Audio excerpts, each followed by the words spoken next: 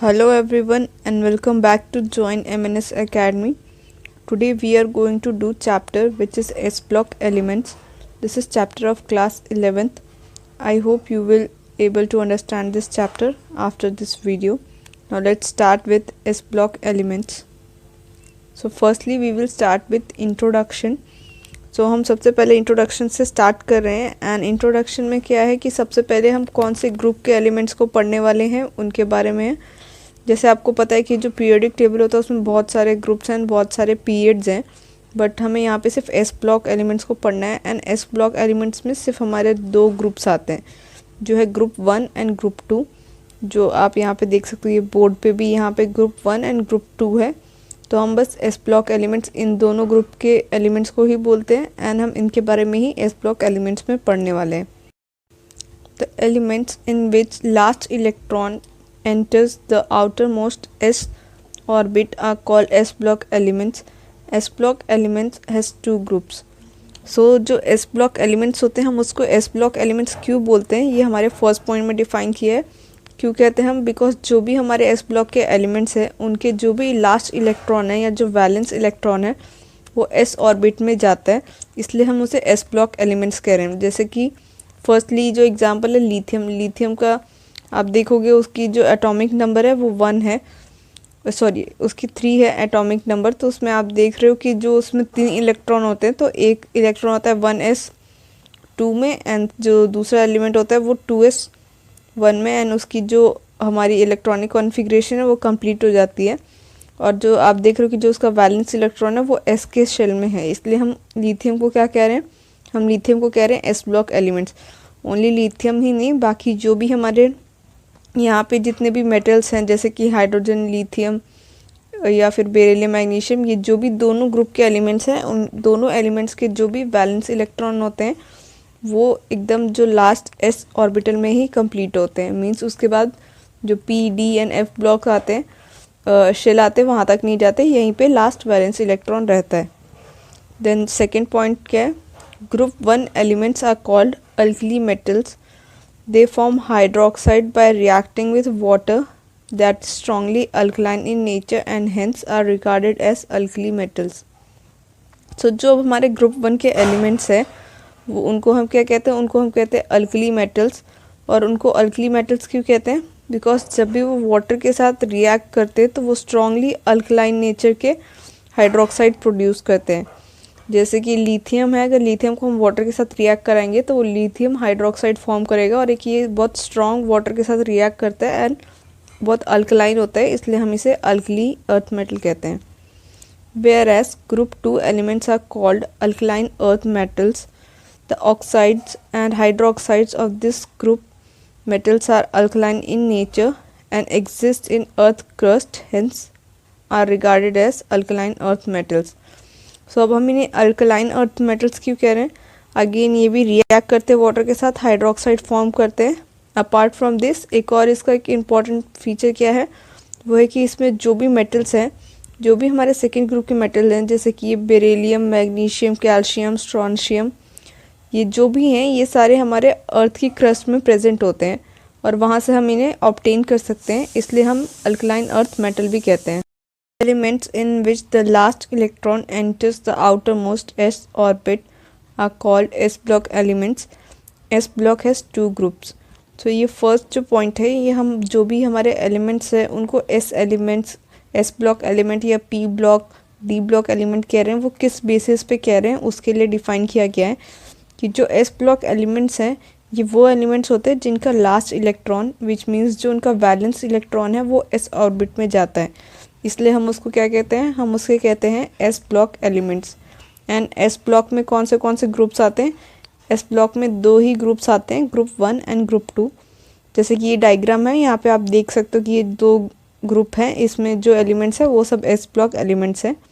And lithium है, lithium का atomic number है 3, देन उसके जो इलेक्ट्रॉन्स फिल होंगे वो कैसे होते हैं 1s2 एंड देन जो 2s होता है, जो नेक्स्ट शेल होता है उसमें एक इलेक्ट्रॉन आता है। तो आप देख सकते हो कि जो भी हमारा लास्ट शेल है, वैलेंस शेल है, उसी में हमारा इलेक्ट्रॉन्स ख़त्म हो गए ना, इसके बाद हमारे पास इलेक्ट्रॉन बचे नहीं, इसलिए जो भी ये एलिमेंट है हम इनको कह रहे हैं एस ब्लॉक एलिमेंट्स। एंड जो बेरिलियम है, अगेन बेरिलियम में भी ऐसा होगा कि 1s2 एंड 2s2 होगा, तो जो भी उसका भी वैलेंस इलेक्ट्रॉन है वो एस शेल में ही जाता है। Group 1 elements are called alkali metals. They form hydroxide by reacting with water that is strongly alkaline in nature and hence regarded as alkali metals. So जो हमारे ग्रुप 1 के elements है हम उनको अल्कली मेटल्स कहते हैं। एंड उनका name alkali metals क्यों है? बिकॉज जब भी वो वाटर के साथ रिएक्ट करते हैं तो हाइड्रोक्साइड फॉर्म करते हैं, एंड जो हाइड्रोक्साइड फॉर्म होते हैं वो बहुत अल्कलाइन नेचर के होते हैं, मीन्स वो बहुत हाईली बेसिक होते हैं। अगर आप उसमें पीएच पेपर डाल के टेस्ट करोगे तो उसमें वो अल्कलाइन नेचर शो करेगा उसका, मीन्स ये बेस है, इसलिए हम इसे अल्कली मेटल्स कहते हैं because of their highly alkaline nature. And then जो हमारे जो ग्रुप 2 एलिमेंट्स हैं उनके बारे में हमारा next point, group 2 elements are called alkaline earth metals. The oxides and hydroxide of this metal are alkaline in nature and exist in earth crust and hence are regarded as alkaline earth metals.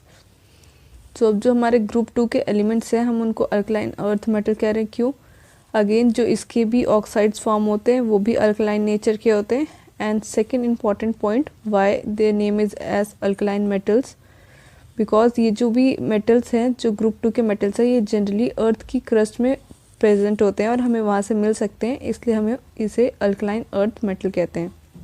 सो जैसे कि ये beryllium, magnesium, calcium, strontium, barium, ये जो भी हैं हमारे metals ये सारे अर्थ की क्रस्ट में प्रेजेंट होते हैं, इसलिए हम इसे अल्कलाइन अर्थ मेटल कह रहे हैं। देन जो भी अब हमारे एस ब्लॉक के एलिमेंट्स हैं उसमें हमें एक इम्पॉर्टेंट प्रॉपर्टी देखने को मिलती है, वो है डायगोनल रिलेशनशिप। सो अभी डायगोनल रिलेशनशिप क्या होता है ये अभी मैं आपको एक्सप्लेन करती हूँ। The similarity in properties of definite pairs of diagonal adjacent element in the second and third period of periodic table is called diagonal relationship. अब इसमें क्या है कि जो भी कुछ एलिमेंट्स है जो एक दूसरे के एडजेसेंट है डायगोनली, किसमें, सेकेंड पीरियड में और थर्ड पीरियड में, हम क्या देखते हैं कि उनकी कुछ प्रॉपर्टीज़ है वो प्रॉपर्टीज़ एक दूसरे के साथ मैच करती है। एंड जो वो प्रॉपर्टीज़ मैच करती है उसी को हम क्या कहते हैं, डायगोनल रिलेशनशिप। क्यों? क्योंकि वो एक दूसरे के एडजेसेंट प्रेजेंट होते हैं ऐसे डायगोनली, एंड इन दोनों की प्रॉपर्टी थोड़ी थोड़ी सेम होती है, इसलिए हम इसे कहते हैं डायगोनल रिलेशनशिप। सो इसके एग्जांपल्स क्या क्या है? In S block elements lithium is first element of group 1 whereas beryllium is first element of group 2. Some of their properties do not match with the properties exhibited by other metals of their group. अब जो lithium है and beryllium है ये first element है अपने group का, तो इसकी कुछ प्रॉपर्टीज़ हैं जो एक दूसरे से मैच तो करती है बट हो सकता है कि उसके बाकी एलिमेंट से मैच ना करे। उसके लिए ये उसका मेन रीज़न है कि ये बहुत छोटे हैं और इनका साइज़ छोटा है, इसलिए ये बहुत ज़्यादा इलेक्ट्रोपॉजिटिव है, इनकी पोलैरिटी ज़्यादा है। इसकी वजह से लिथियम एंड बेरिलियम जो हैं इनकी कुछ डिफरेंट प्रॉपर्टीज़ है other than their own metals, और उनके फैमिली के जो भी अलग मेंबर्स हैं उनसे थोड़ी सी इसकी प्रॉपर्टीज़ डिफरेंट है। Instead their properties resemble the properties of the second element of the following group due to similar ionic sizes or charge radius ratio of elements. अब क्या बोल रहे हैं कि जैसे लिथियम है और बेरिलियम है, ये क्या इनकी अपने से तो प्रॉपर्टी डिफरेंट थी बट इनकी प्रॉपर्टी किसके मैच करती है, जो इनके डायगोनली एडजेसेंट है। मीन्स जो लिथियम है उसकी कुछ प्रॉपर्टीज़ किसकी तरह होगी, उसकी कुछ प्रॉपर्टीज़ होगी मैग्नीशियम की तरह। बिकॉज क्यों, उसके रीज़न क्या है, या तो उनका आयनिक साइज़ है वो इक्वल हो जाता है ऑलमोस्ट, या तो उनके चार्जेस है या जो रेडियस रेशियो है वो नियरली इक्वल होने की वजह से उनकी कुछ कुछ प्रॉपर्टीज़ सेम होती है। तो जो डायगोनल रिलेशनशिप है वो हमें किस किस में दिख रहा है, वो हमें दिखता है लिथियम, मैग्नीशियम, बेरिलियम, एल्युमिनियम में एंड बोरोन एंड सिलिकॉन में। तो ये तीन हैं जहाँ पे हमें डायगोनल रिलेशनशिप ऑब्जर्व करते हैं। Consequently, lithium and magnesium have similar properties, whereas beryllium and aluminium exhibit similar properties.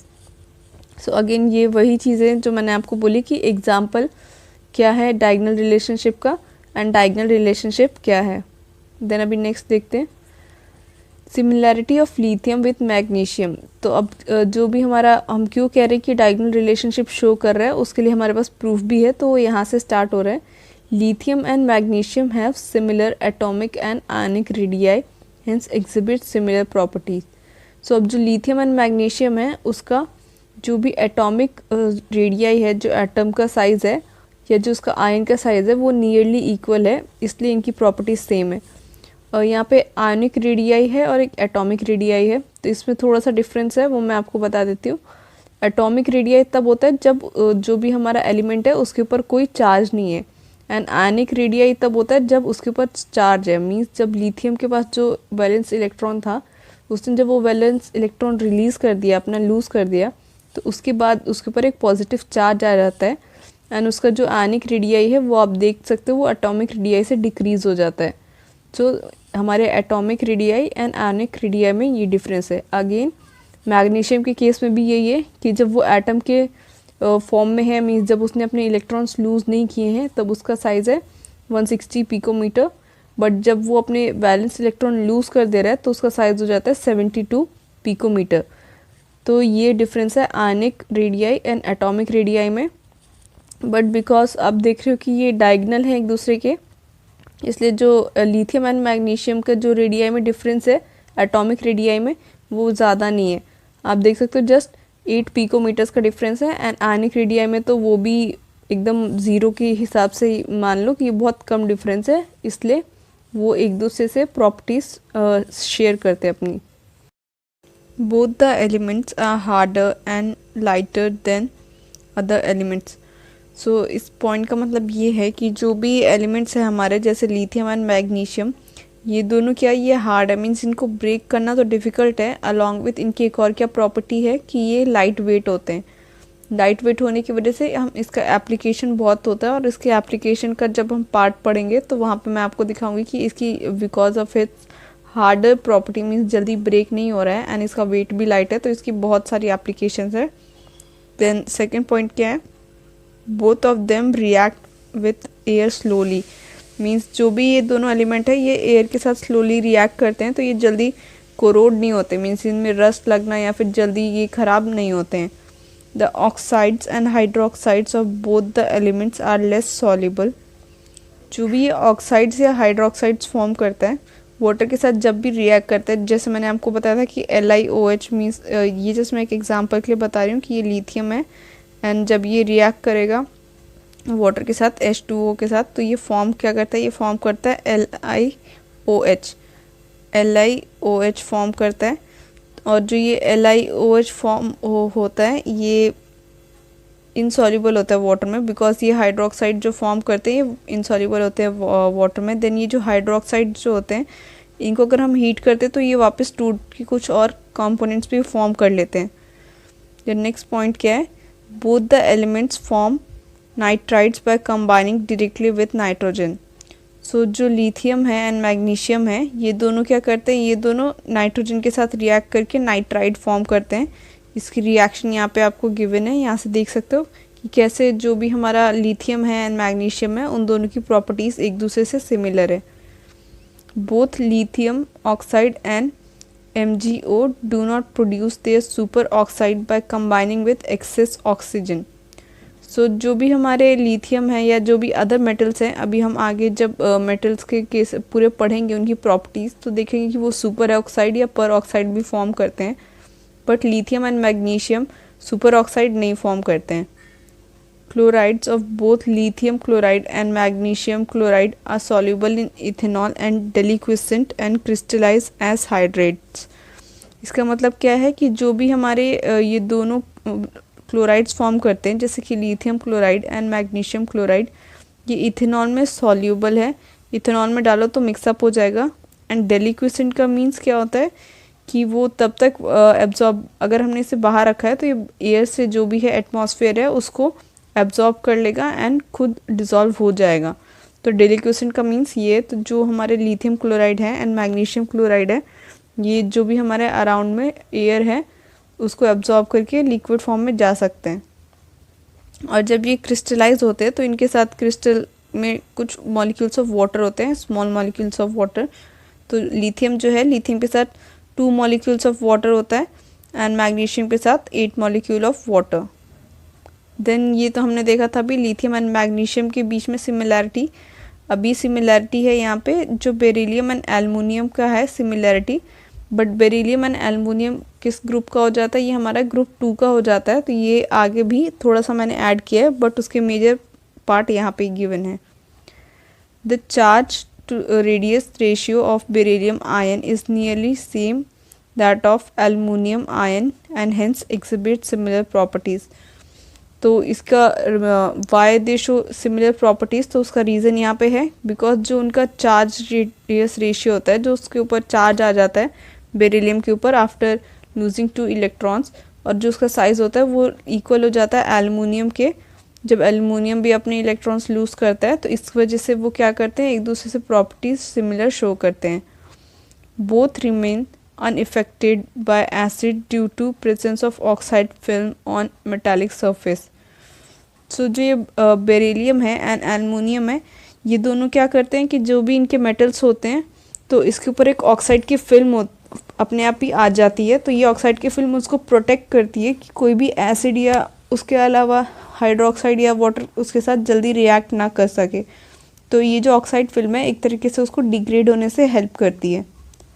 Hydroxide of both elements dissolve in excess of alkali to produce berylate ion and aluminate ion।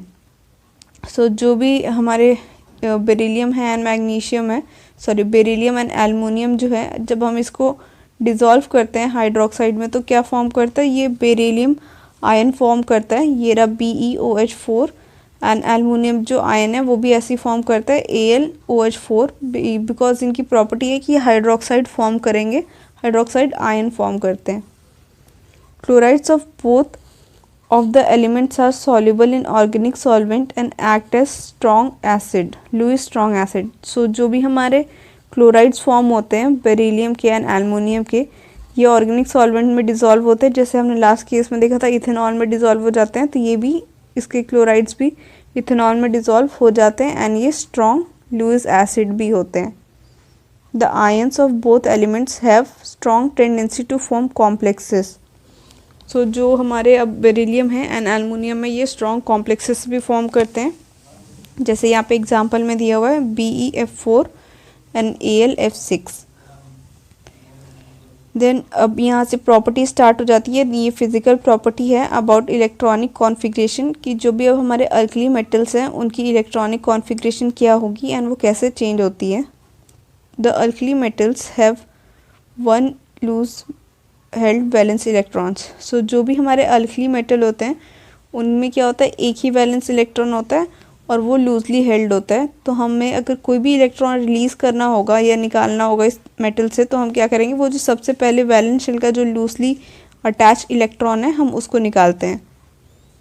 They easily lose the loosely held electron to give M+ ion thereby the most electropositive metal.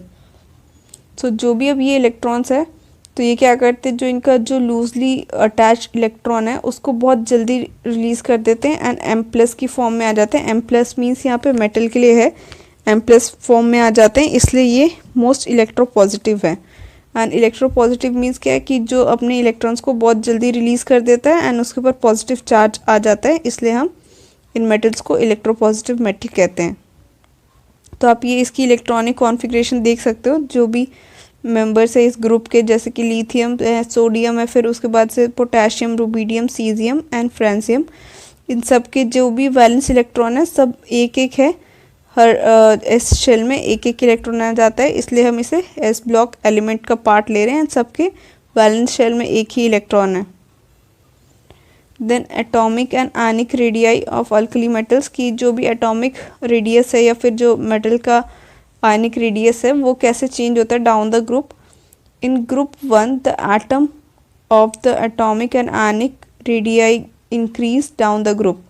So जो भी है यहाँ पे size word लिखना miss हो गया first point में, आप ये अब अपनी नोट्स में अभी मार्क कर लेना कि जो भी हमारे अल्कली मेटल्स है तो डाउन द ग्रुप उनका साइज बढ़ता है।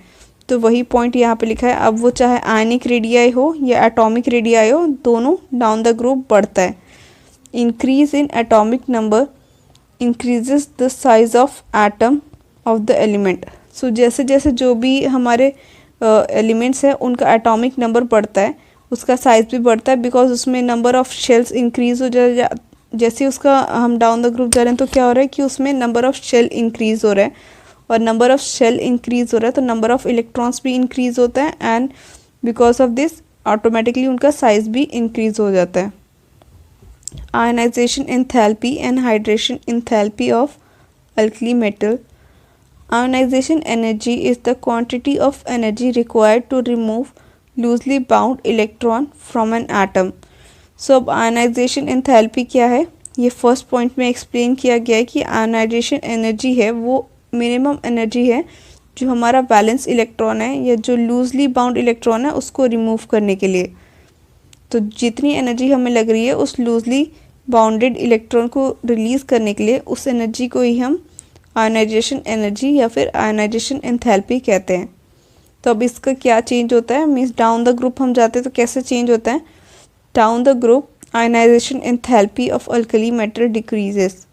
सो जैसे हम डाउन द ग्रुप आते हैं, जैसे कि अगर हम लिथियम से नीचे आएंगे सोडियम में, देन उसके बाद से फ्रांशियम में, सीजियम में, या जिस डाउन द ग्रुप जाएंगे तो जो हमारी आयनाइजेशन एंथैल्पी है वो डिक्रीज़ होती जाती है. और ऐसा क्यों होता है कि जब यहाँ पे डायग्राम के फॉर्म में देख सकते हो कि अब जो भी न्यूक्लियस है, जो भी हमारे इलेक्ट्रॉन्स है, जो उसको शेल में रहने के लिए फोर्स मिलता है वो उसके न्यूक्लियस से मिलता है. तो अब देखोगे कि जैसे जैसे इसका साइज़ बढ़ रहा है तो जो वैलेंस इलेक्ट्रॉन है उसके ऊपर न्यूक्लियस के जो भी इलेक्ट्रॉन्स हैं उसका जो अट्रैक्टिव फोर्स होगा वो कम होगा. तो जैसे अट्रैक्टिव फोर्स कम होगा तो जो वैलेंस शेल का इलेक्ट्रॉन है उसको निकालना हमारे लिए ईजी होगा. इसलिए डाउन द ग्रुप क्या हो रहा है, down the group ionisation enthalpy decrease करता है. देन नेक्स्ट पॉइंट क्या है, increase in atomic number increase the size of element which in turns outweigh increasing nuclear charge. Therefore the outermost electron experience strong screening effect from the nuclear charge. तो यही है कि जो मैं आपको explain कर रही थी कि डाउन द ग्रुप क्या होता है कि जो उसका चार्ज होता है वो charge towards the nucleus increase हो जाता है. मींस न्यूक्लियस का चार्ज जो है वो इंक्रीज़ हो रहा है, और न्यूक्लियर चार्ज इंक्रीज़ होने की वजह से जो बाहर के इलेक्ट्रॉन है उसके ऊपर स्क्रीनिंग इफेक्ट कम होता है, एंड स्क्रीनिंग इफेक्ट कम होने की वजह से हमारा आयोनाइजेशन एंथैल्पी डिक्रीज़ होता है.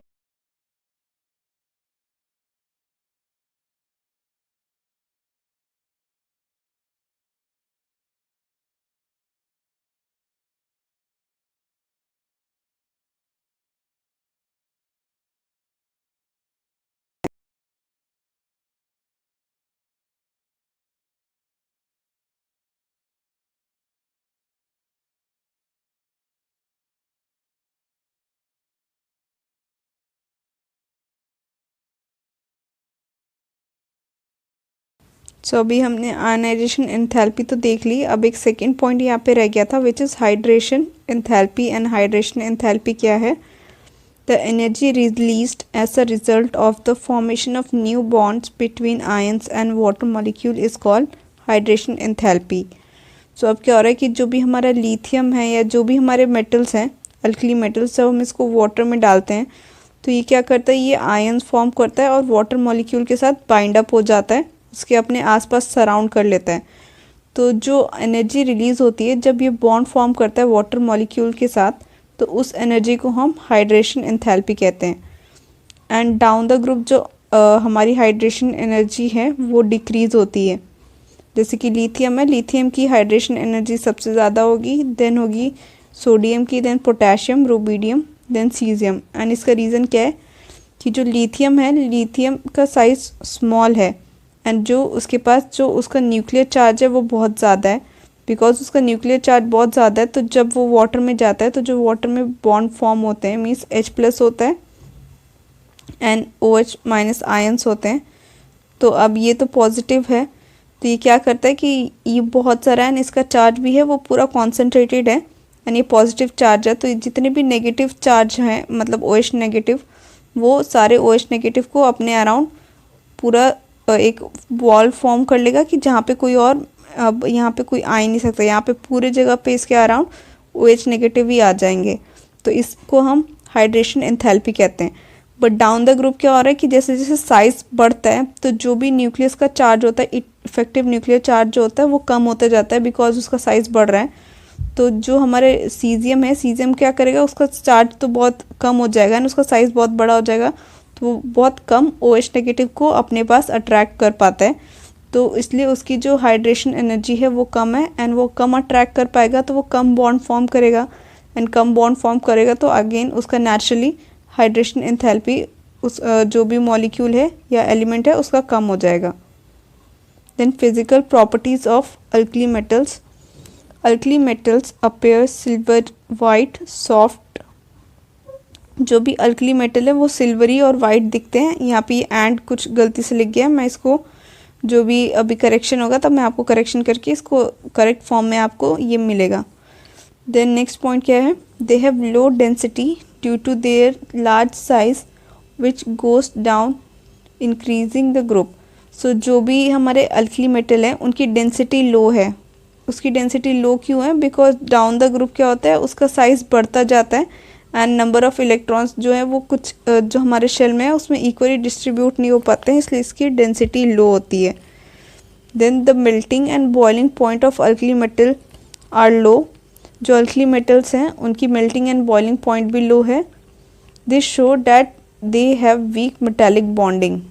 मीन्स इससे क्या पता चलता है कि जो भी हमारे अल्कली मेटल हैं उनकी मेटालिक बॉन्डिंग वीक है। मीन्स मेटालिक बॉन्डिंग क्या होगा, जहाँ पे वो अपने इलेक्ट्रॉन लूज़ करके या दूसरे के साथ अपने इलेक्ट्रॉन गेन करके फॉर्म कर रहा है, तो उस टाइप की बॉन्डिंग जो आयनिक बॉन्ड है वो इसमें फॉर्म लेस होगी।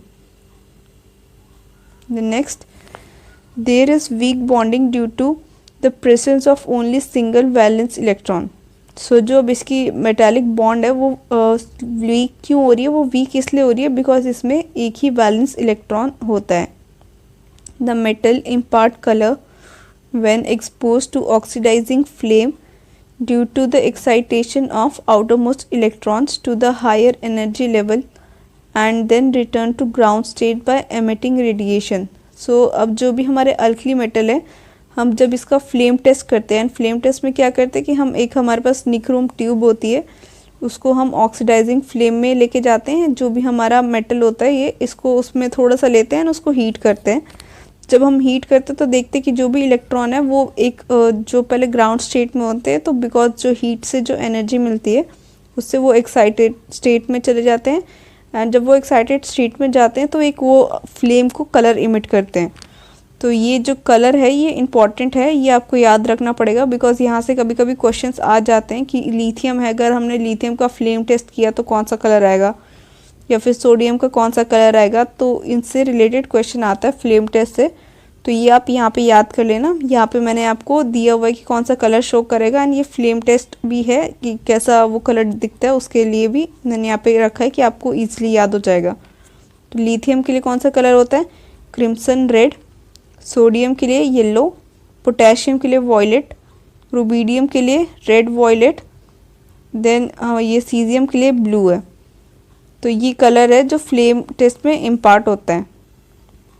Then chemical reactivity towards the air. अब अभी तक हमने फिजिकल प्रॉपर्टीज़ देख ली अल्कली मेटल की, अब केमिकल प्रॉपर्टीज़ मीन्स जब हम उसे रिएक्ट करा रहे हैं केमिकली क्या क्या चेंजेस हो रहे हैं। देन फर्स्ट पॉइंट क्या है, alkali metals get tarnished in presence of dry air due to formation of their respective oxides.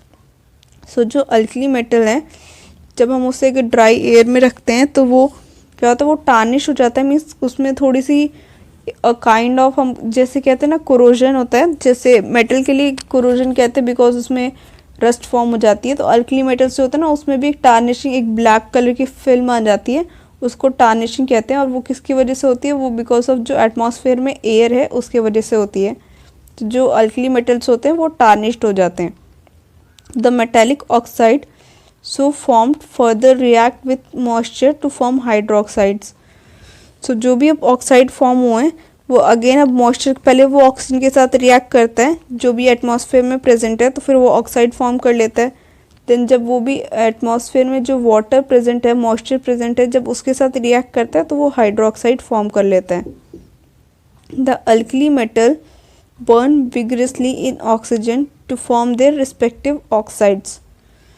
So जो भी अल्कली मेटल्स हैं, अगर हम उन्हें बर्न करते हैं तो वो ऑक्सीजन के साथ रिएक्ट करके ऑक्साइड फॉर्म करता है।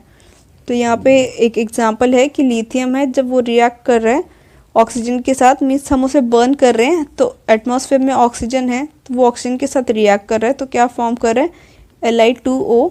ये लिथियम का एक ऑक्साइड है। देन अगेन यहाँ पे और लिथियम की तो वहाँ पे रिएक्शन थी ही। अगेन बाकी जो हमारे एलिमेंट्स हैं ये सोडियम के लिए हैं, एंड जो सुपर ऑक्साइड है वो सिर्फ rubidium, caesium and potassium he form करता है। जो सुपर ऑक्साइड है वो सोडियम और लिथियम फॉर्म नहीं करता है, इसलिए यहाँ पे M इज़ फॉर जो भी रिमेनिंग मेटल्स है ये वाले, तो यही सिर्फ सुपर ऑक्साइड फॉर्म करते हैं। एंड जो सोडियम है वो पर ऑक्साइड फॉर्म करता है, लिथियम ओनली ऑक्साइड फॉर्म करता है। बिकॉज उसका साइज स्मॉल है तो वो superoxide and peroxide form नहीं कर पाता है।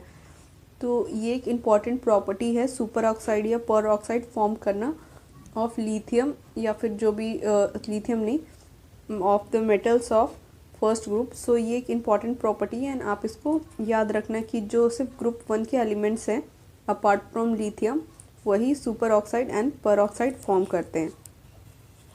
Then reactivity towards water, alkali metal react with water to form hydroxide and dihydrogen। तो जो अल्कली मेटल्स है वो क्या करते हैं, जब हम उसे वाटर के साथ रिएक्ट कराते हैं तो वो फॉर्म करता है हाइड्रोक्साइड्स और मेटल आयन डाईहाइड्रोजन रिलीज़ करते हैं। रिएक्शन में हाइड्रोजन गैस रिलीज़ होती है। तो ये एक जनरल इक्वेशन है कि जब हमारा मेटल है, M मेटल के लिए मार्क किया गया है, जब वो वाटर के साथ रिएक्ट कर रहा है तो क्या फॉर्म कर रहा है, मेटल पॉजिटिव, मीन्स वो अपने इलेक्ट्रॉन लूज़ करके पॉजिटिव चार्ज आ जा रहा है मेटल के ऊपर, एंड वाटर में हमारा हाइड्रोजन गैस रिलीज़ हो रही है एंड हमारे हाइड्रोक्साइड के मॉलिक्यूल्स निकल रहे हैं, और ये बाद में मेटल हाइड्रोक्साइड फॉर्म हो जाता है with release of hydrogen. Lithium due to small size and high hydration energy does not react with water vigorously even though its most electronegative value. तो जो लिथियम है उसका साइज़ स्मॉल है और उसकी हाइड्रेशन इंथैल्पी ज़्यादा है, इसलिए वो वाटर के साथ बहुत जल्दी रिएक्ट नहीं करता है, एंड इसलिए उसकी जो EM वैल्यू है वो बहुत नेगेटिव है, बिकॉज वो वाटर के साथ रिएक्ट नहीं करता है। But on the other hand sodium do react with water vigorously even though it has less negative E0 value. So जो हमारा लिथियम है वो तो रिएक्ट नहीं करता है वाटर के साथ, बट सोडियम है वो रिएक्ट करता है, एंड उसकी E0 वैल्यू जो है, जो इलेक्ट्रॉन पोटेंशियल होती है, इलेक्ट्रॉन पोटेंशियल वैल्यू, वो थोड़ी सी कम है सोडियम की, और वो रिएक्ट करता है वाटर के साथ। Reactivity towards dihydrogen, alkali metals react with dihydrogen at 673 Kelvin to form hydrides. All the alkali metal hydrides are ionic solids with melting points, high melting points। सो जो भी हमारे मेटल्स हैं, अल्कली मेटल है, वो react करते हैं hydrogen के साथ और फॉर्म करते हैं मेटल हाइड्राइड्स। और जो टेम्परेचर है वो हमें हाई टेम्परेचर प्रोवाइड करना पड़ता है कि अगर हमें अल्कली मेटल को रिएक्ट कराना है हाइड्रोजन के साथ तो, और लिथियम को तो बहुत ज़्यादा हाई टेम्परेचर प्रोवाइड करना पड़ता है। ये देख सकते हैं यहाँ पर लिखा हुआ है कि जो भी हमारा लिथियम है उसके लिए जो हमें टेम्परेचर चाहिए वो कितना चाहिए, 1073 केल्विन। तो ये तो बहुत ज़्यादा टेम्परेचर हो जाता है जितना हमें प्रोवाइड करना पड़ेगा अगर हमें लिथियम को रिएक्ट कराना है हाइड्रोजन के साथ। जो ये हाइड्राइड फॉर्म होते हैं इनका हाई मेल्टिंग पॉइंट होता है। ये एक इम्पॉर्टेंट फीचर हो जाता है हमारे मेटल्स का कि उनकी हाई मेल्टिंग पॉइंट रहती है। देन ये नेक्स्ट पॉइंट है reactivity towards the halogen. The alkali metal readily react vigorously with halogen to form ionic halides. However, lithium halides are somewhat covalent. So जो भी अब हमारे अल्कली मेटल्स है जब वो हेलोजन के साथ रिएक्ट करते हैं, halogen means fluorine, chlorine, iodine, वो वाला ग्रुप 70 जिसको बोलते हैं हम, तो उस ग्रुप के मेटल्स के, उस ग्रुप के नॉन मेटल्स होते हैं। तो जब भी हमारा मेटल और नॉन मेटल एक दूसरे के साथ रिएक्ट करता है हेलोजेंस के साथ, तो वो आयनिक हैलाइड्स फॉर्म करता है।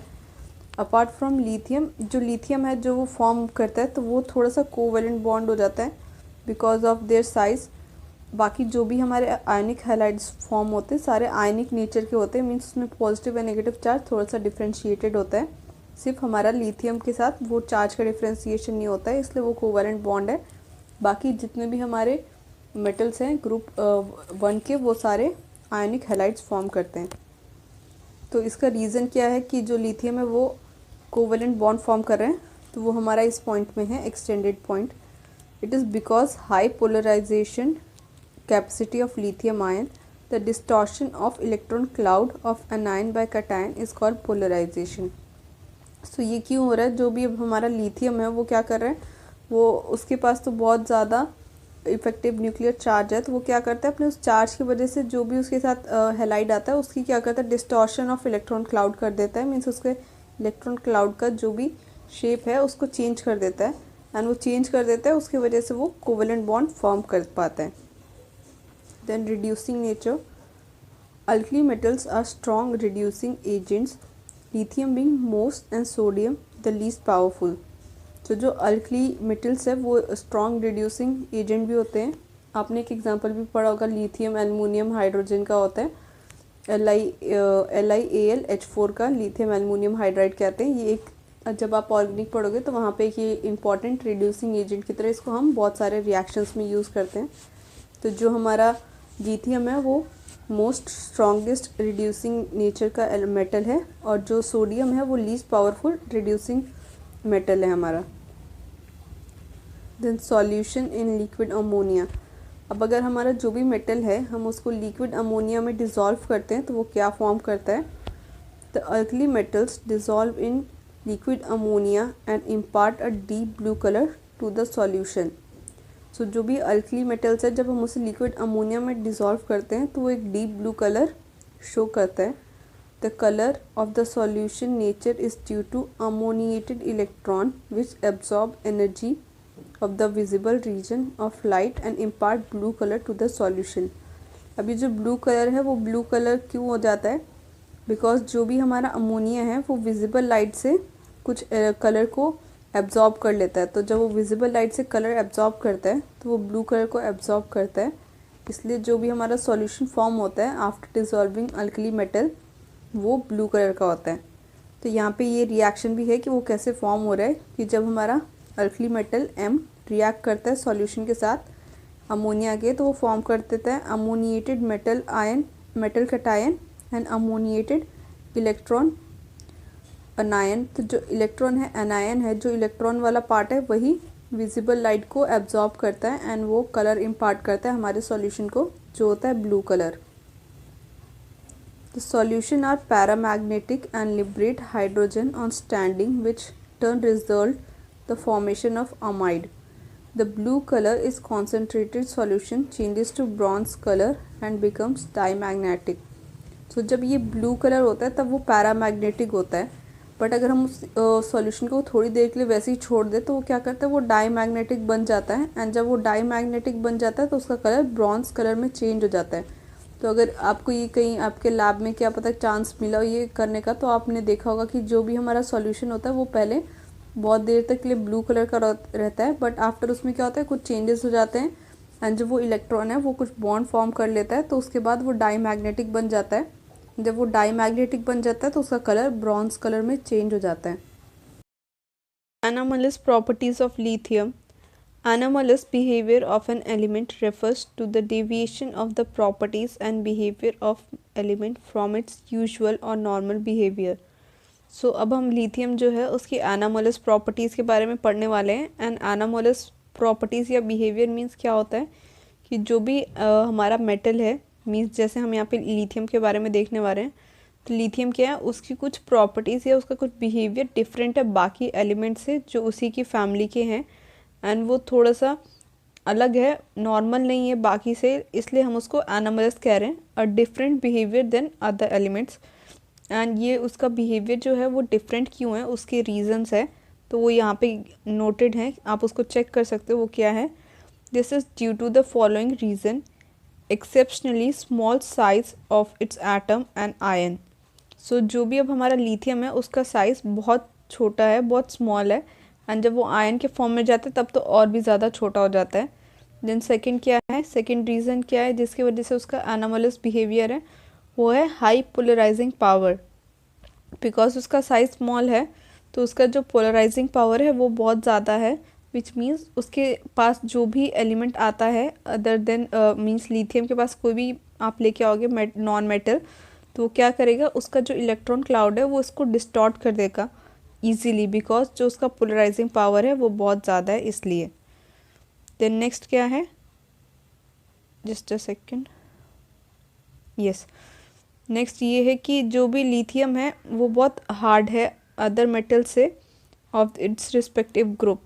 मीन्स जो भी लिथियम है उसकी जो एक अलग प्रॉपर्टी ये है कि वो जो भी बाकी मेटल्स है उसके ग्रुप से उससे बहुत ज़्यादा हार्ड है। देन जो है उसकी boiling point and melting point है वो भी हायर है than other elements, because again उसका स्मॉल साइज़ है इसलिए। और देन नेक्स्ट क्या है, वो लीस्ट रिएक्टिव है एंड स्ट्रॉन्ग रिड्यूसिंग एजेंट है। तो ये कुछ बिहेवियर है लिथियम के जो डिफरेंट है उसके बाकी मेंबर से। Then unlike other metals lithium chloride is deliquescent and exist as LiCl.2H2। Means जो लिथियम है वो डेलिक्वेसेंट है। डेलिक्वेसेंट मैंने आपको बताया था कि वो एटमॉस्फेयर से वाटर लेके एब्जॉर्ब करके सॉल्यूशन फॉर्म में जा सकता है। तो जो लिथियम क्लोराइड है जब वो डेलिक्वेसेंट होता है तो उसमें कुछ मॉलिक्यूल ऑफ हाइड्रेशन के रह जाते हैं, तो वो 2H2 रह जाता है। Then lithium ion polarizes water molecule readily than other alkali metals of respective group and hence lithium salts attract the water molecule and it exists as water of crystallization .2H2O. As the polarizing power decreases with increasing size of ions like other alkali metals, ion usually form anhydrous salt. So जो अब lithium है वो क्या कर रहा है, उसका जो पोलराइजिंग पावर ज़्यादा है इसलिए वो क्या करता है कि जब भी उसका सॉल्ट होता है, जब हम उसे वाटर में डिज़ोल्व करते हैं तो वो जब भी डिज़ोल्व होता है तो उसके साथ कुछ मॉलिक्यूल्स ऑफ वाटर क्रिस्टलाइजेशन रह जाते हैं। जैसे ये जो था LiCl2, तो यहाँ पे ये वाटर है H2O है, ये मैं वहाँ पे मार्क करना भूल गई थी, तो वह आप इसको अगेन मार्क कर लेना आपके नोट्स में, या जो मैं आपको अगेन प्रेजेंटेशन चाहिए उसमें मैं ये सब चेंजेस कर दूँगी। तो ये क्या है कि जो भी हमारा वाटर मॉलिक्यूल है उसके साथ रहता है, वाटर ऑफ क्रिस्टलाइजेशन रहता है। तो जो लिथियम है वो सिर्फ वाटर ऑफ क्रिस्टलाइजेशन लिथियम के साथ ही प्रेजेंट है, बाकी जो भी हमारे मॉलिक्यूल है इस ग्रुप के उनके साथ वाटर ऑफ क्रिस्टलाइजेशन नहीं रहता है क्योंकि जो उनका साइज़ है वो छोटा है एंड उनका पोलराइजिंग पावर उतना स्ट्रॉन्ग नहीं है जितना लिथियम का है। जैसे लिथियम का साइज़ जितना छोटा है उतना छोटा नहीं है एंड उसकी पोलराइजिंग पावर भी अगेन लेसर है देन लिथियम, इसलिए उनके साथ वाटर ऑफ हाइड्रेशन मॉलिक्यूल्स नहीं रहते हैं। Lithium does not form ethanide on reacting with ethyne. सो जो लिथियम है वो इथीन के साथ रिएक्ट नहीं करता है बिकॉज उसकी जो साइज़ है वो स्मॉल है, इसलिए वो इथियम के साथ रिएक्ट नहीं करता है। Lithium on heating lithium nitrite result in production of lithium oxide LiO2 होगा यहाँ पे अगेन ओ मिस हो गया। तो जो भी लिथियम नाइट्राइड है जब हम इसको रिएक्ट कराते हैं, मींस उसको हीट करते हैं लिथियम नाइट्राइड को, तो वो क्या फॉर्म करता है LiO2, ये हमारा lithium oxide, then NO2 and oxygen वो रिलीज़ करता है एटमॉस्फेयर में। Heating nitrides of other alkali metal result in decomposition of nitride leading to the production of their corresponding nitrides. So अब अगर हम लिथियम के अलावा बाकी जो उसके मेटल्स हैं उनको अगर हम डीकम्पोज कराते हैं, मींस उसको हम हीट करते हैं नाइट्राइड्स को, तो वो डीकम्पोज हो जाता है एंड उसी का कोई प्रोडक्ट फॉर्म करता है।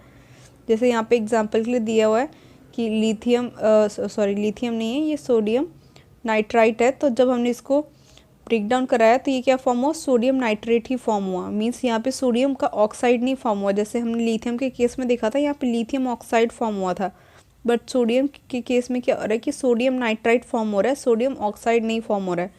तो ये भी एक प्रॉपर्टी डिफरेंट है लिथियम की बाकी उसके एलिमेंट से, फैमिली के डिफरेंट। देन वॉशिंग सोडा, अब यहाँ से कुछ हमारे इम्पॉर्टेंट कंपोनेंट्स है या जो हमारे कंपाउंड फॉर्म होते हैं सोडियम से रिलेटेड या फिर बाकी चीज़ों से, उसी फैमिली के मेंबर के इम्पॉर्टेंट कंपाउंड्स है। तो उसमें से फर्स्ट है वॉशिंग सोडा। जो वॉशिंग सोडा है उसका केमिकल नेम क्या है, उसका केमिकल नेम है सोडियम कार्बोनेट और उसका फॉर्मूला क्या है Na2CO3। ये सिर्फ सोडियम कार्बोनेट होता है। बट आप देख सकते हो कि यहाँ पे अगेन 10 मॉलिक्यूल्स ऑफ वाटर है, जिसको हम हाइड्रेशन ऑफ वाटर कहते हैं। तो इसको हम क्या बोलते हैं, सोडियम कार्बोनेट डेकाहाइड्रेट, बिकॉज यहाँ पे 10 मॉलिक्यूल्स ऑफ हाइड्रेट है, इसलिए Deka is for 10 and hydrate is for water.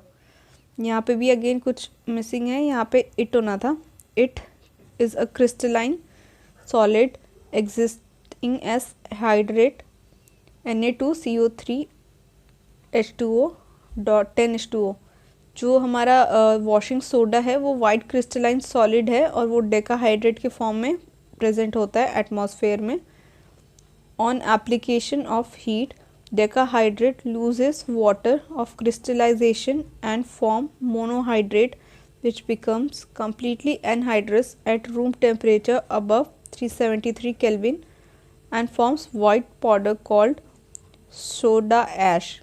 So अब क्या है कि जो भी हमारा सोडियम कार्बोनेट डेकाहाइड्रेट था, अगर हम उसको हीट करते हैं तो जो ये उसका वाटर ऑफ क्रिस्टलाइजेशन है, या जो ये वाटर उसके साथ अटैच है 10 मॉलिक्यूल्स, वो क्या होता है, वो धीरे धीरे रिलीज़ होने लग जाता है। तो पहले वो मोनोहाइड्रेट फॉर्म करता है, बट अगर हम उसको और ज़्यादा हीट करते हैं, टेम्परेचर 373 केल्विन से ज़्यादा जाता है, तो फिर वो पूरा जो वाटर मॉलिक्यूल है वो निकल जाता है और वो एनहाइड्रस बन जाता है, means only sodium carbonate form हो जाता है।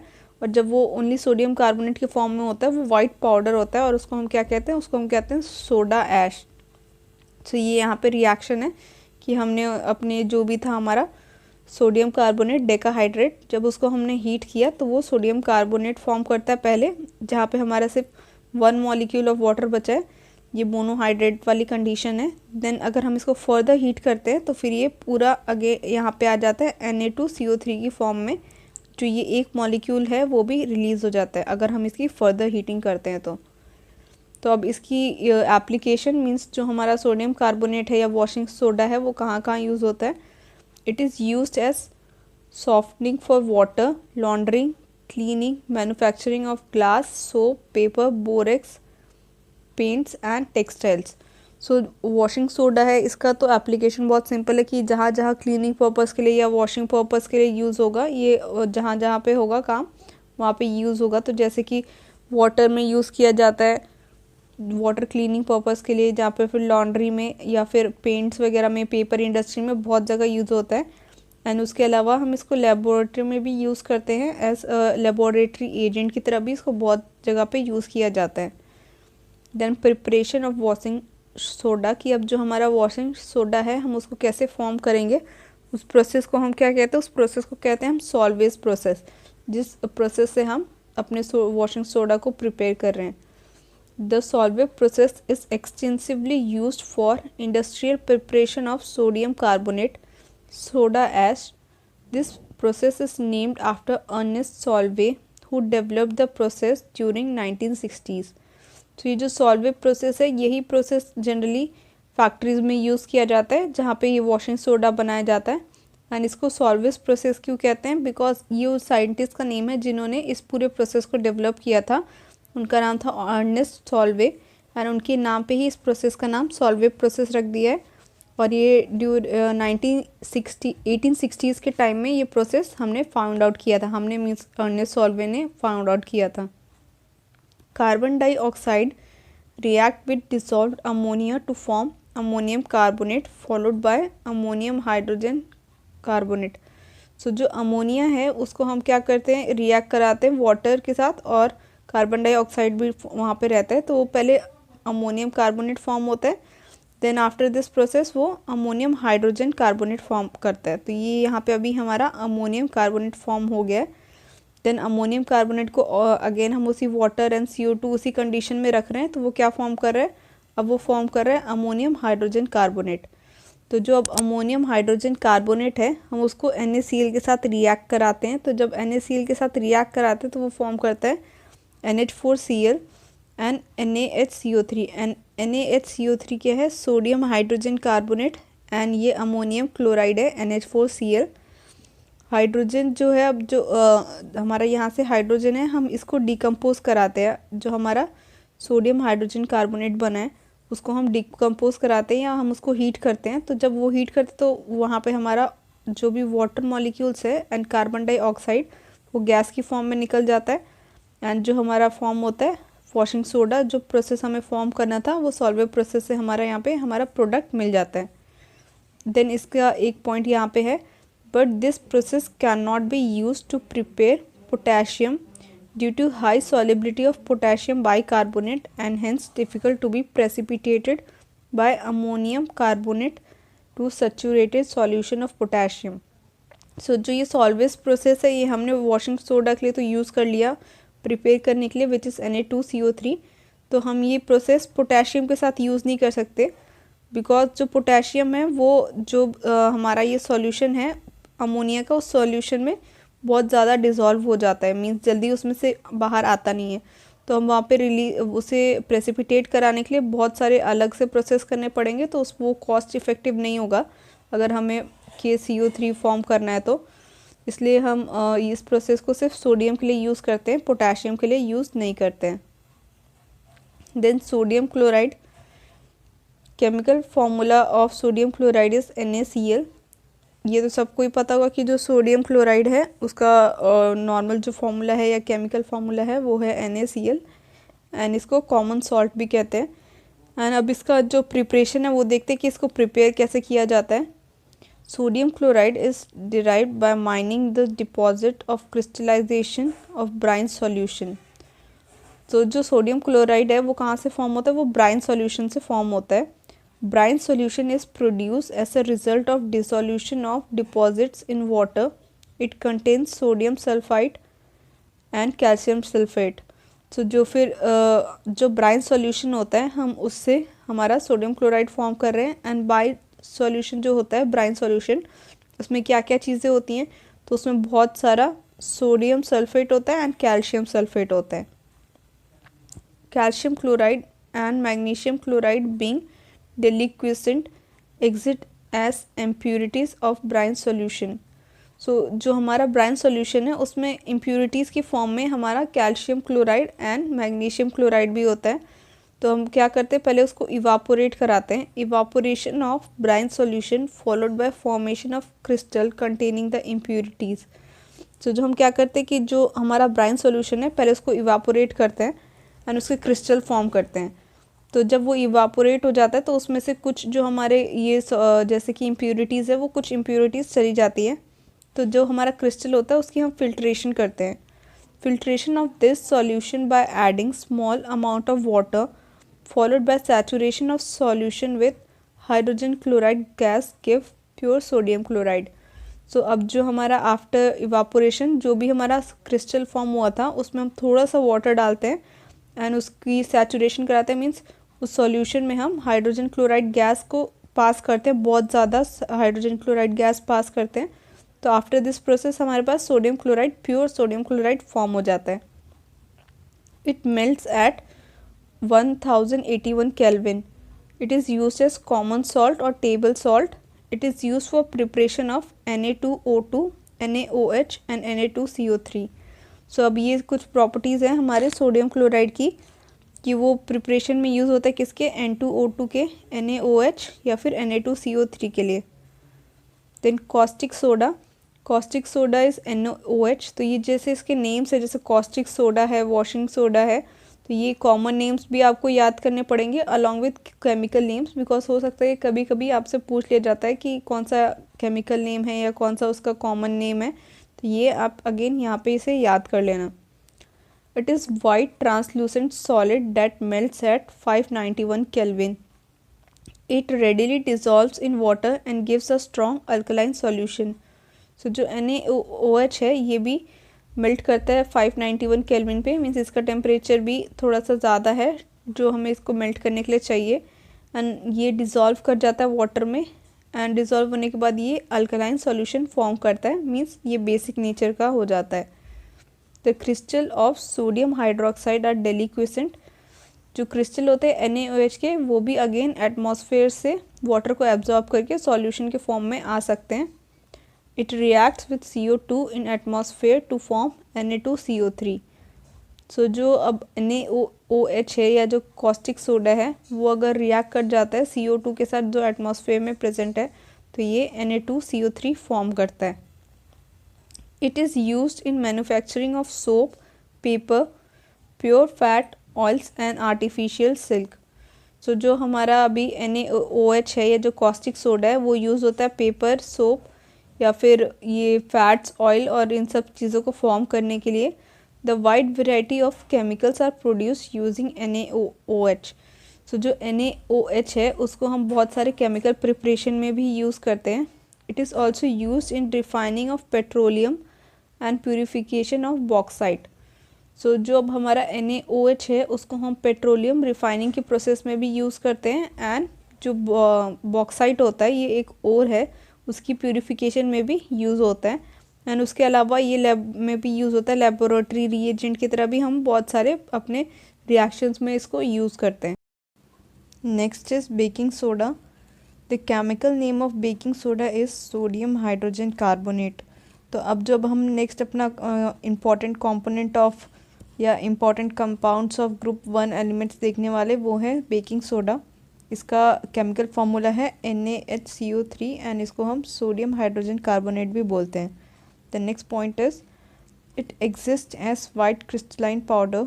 It is used in baking industry because on application of heat it decomposes and produces bubbles of carbon dioxide, thereby making cakes or pastry light and fluffy। सो जो इसका second point है ये क्या है कि फिज़िकली जब हम देखेंगे बेकिंग सोडा तो वो हमें कैसे दिखेगा उसके बारे में बताया है कि जब हम बेकिंग सोडा को देखते हैं तो वाइट क्रिस्टलाइन पाउडर की तरह होता है। And the next point is इसका एप्लीकेशन बेकिंग सोडा का। तो बेकिंग सोडा कहाँ कहाँ यूज़ होता है, तो baking soda mostly baking industry में यूज़ होता है। क्यों होता है, बिकॉज जो NaHCO3 है जब हम इसको हीट करते हैं तो ये क्या करता है, कार्बन डाइऑक्साइड ब्रेक डाउन हो जाता है और कार्बन डाइऑक्साइड फॉर्म करता है। तो उस कार्बन डाइऑक्साइड की वजह से जो भी केक्स या पेस्ट्री बनते हैं वो फ्लफ़ी एंड लाइट वेट बनते हैं एंड देखने में बहुत अच्छे एंड सॉफ्ट स्पॉन्जी टाइप के लगते हैं। तो बेकिंग सोडा का मेन यूज़ बेकिंग इंडस्ट्री में होता है। Then it is used as mild antiseptic and skin treatment of infections. So जो बेकिंग सोडा है उसको ऐसा एंटीसेप्टिक भी यूज़ किया जाता है स्किन इन्फेक्शंस को ट्रीट करने के लिए।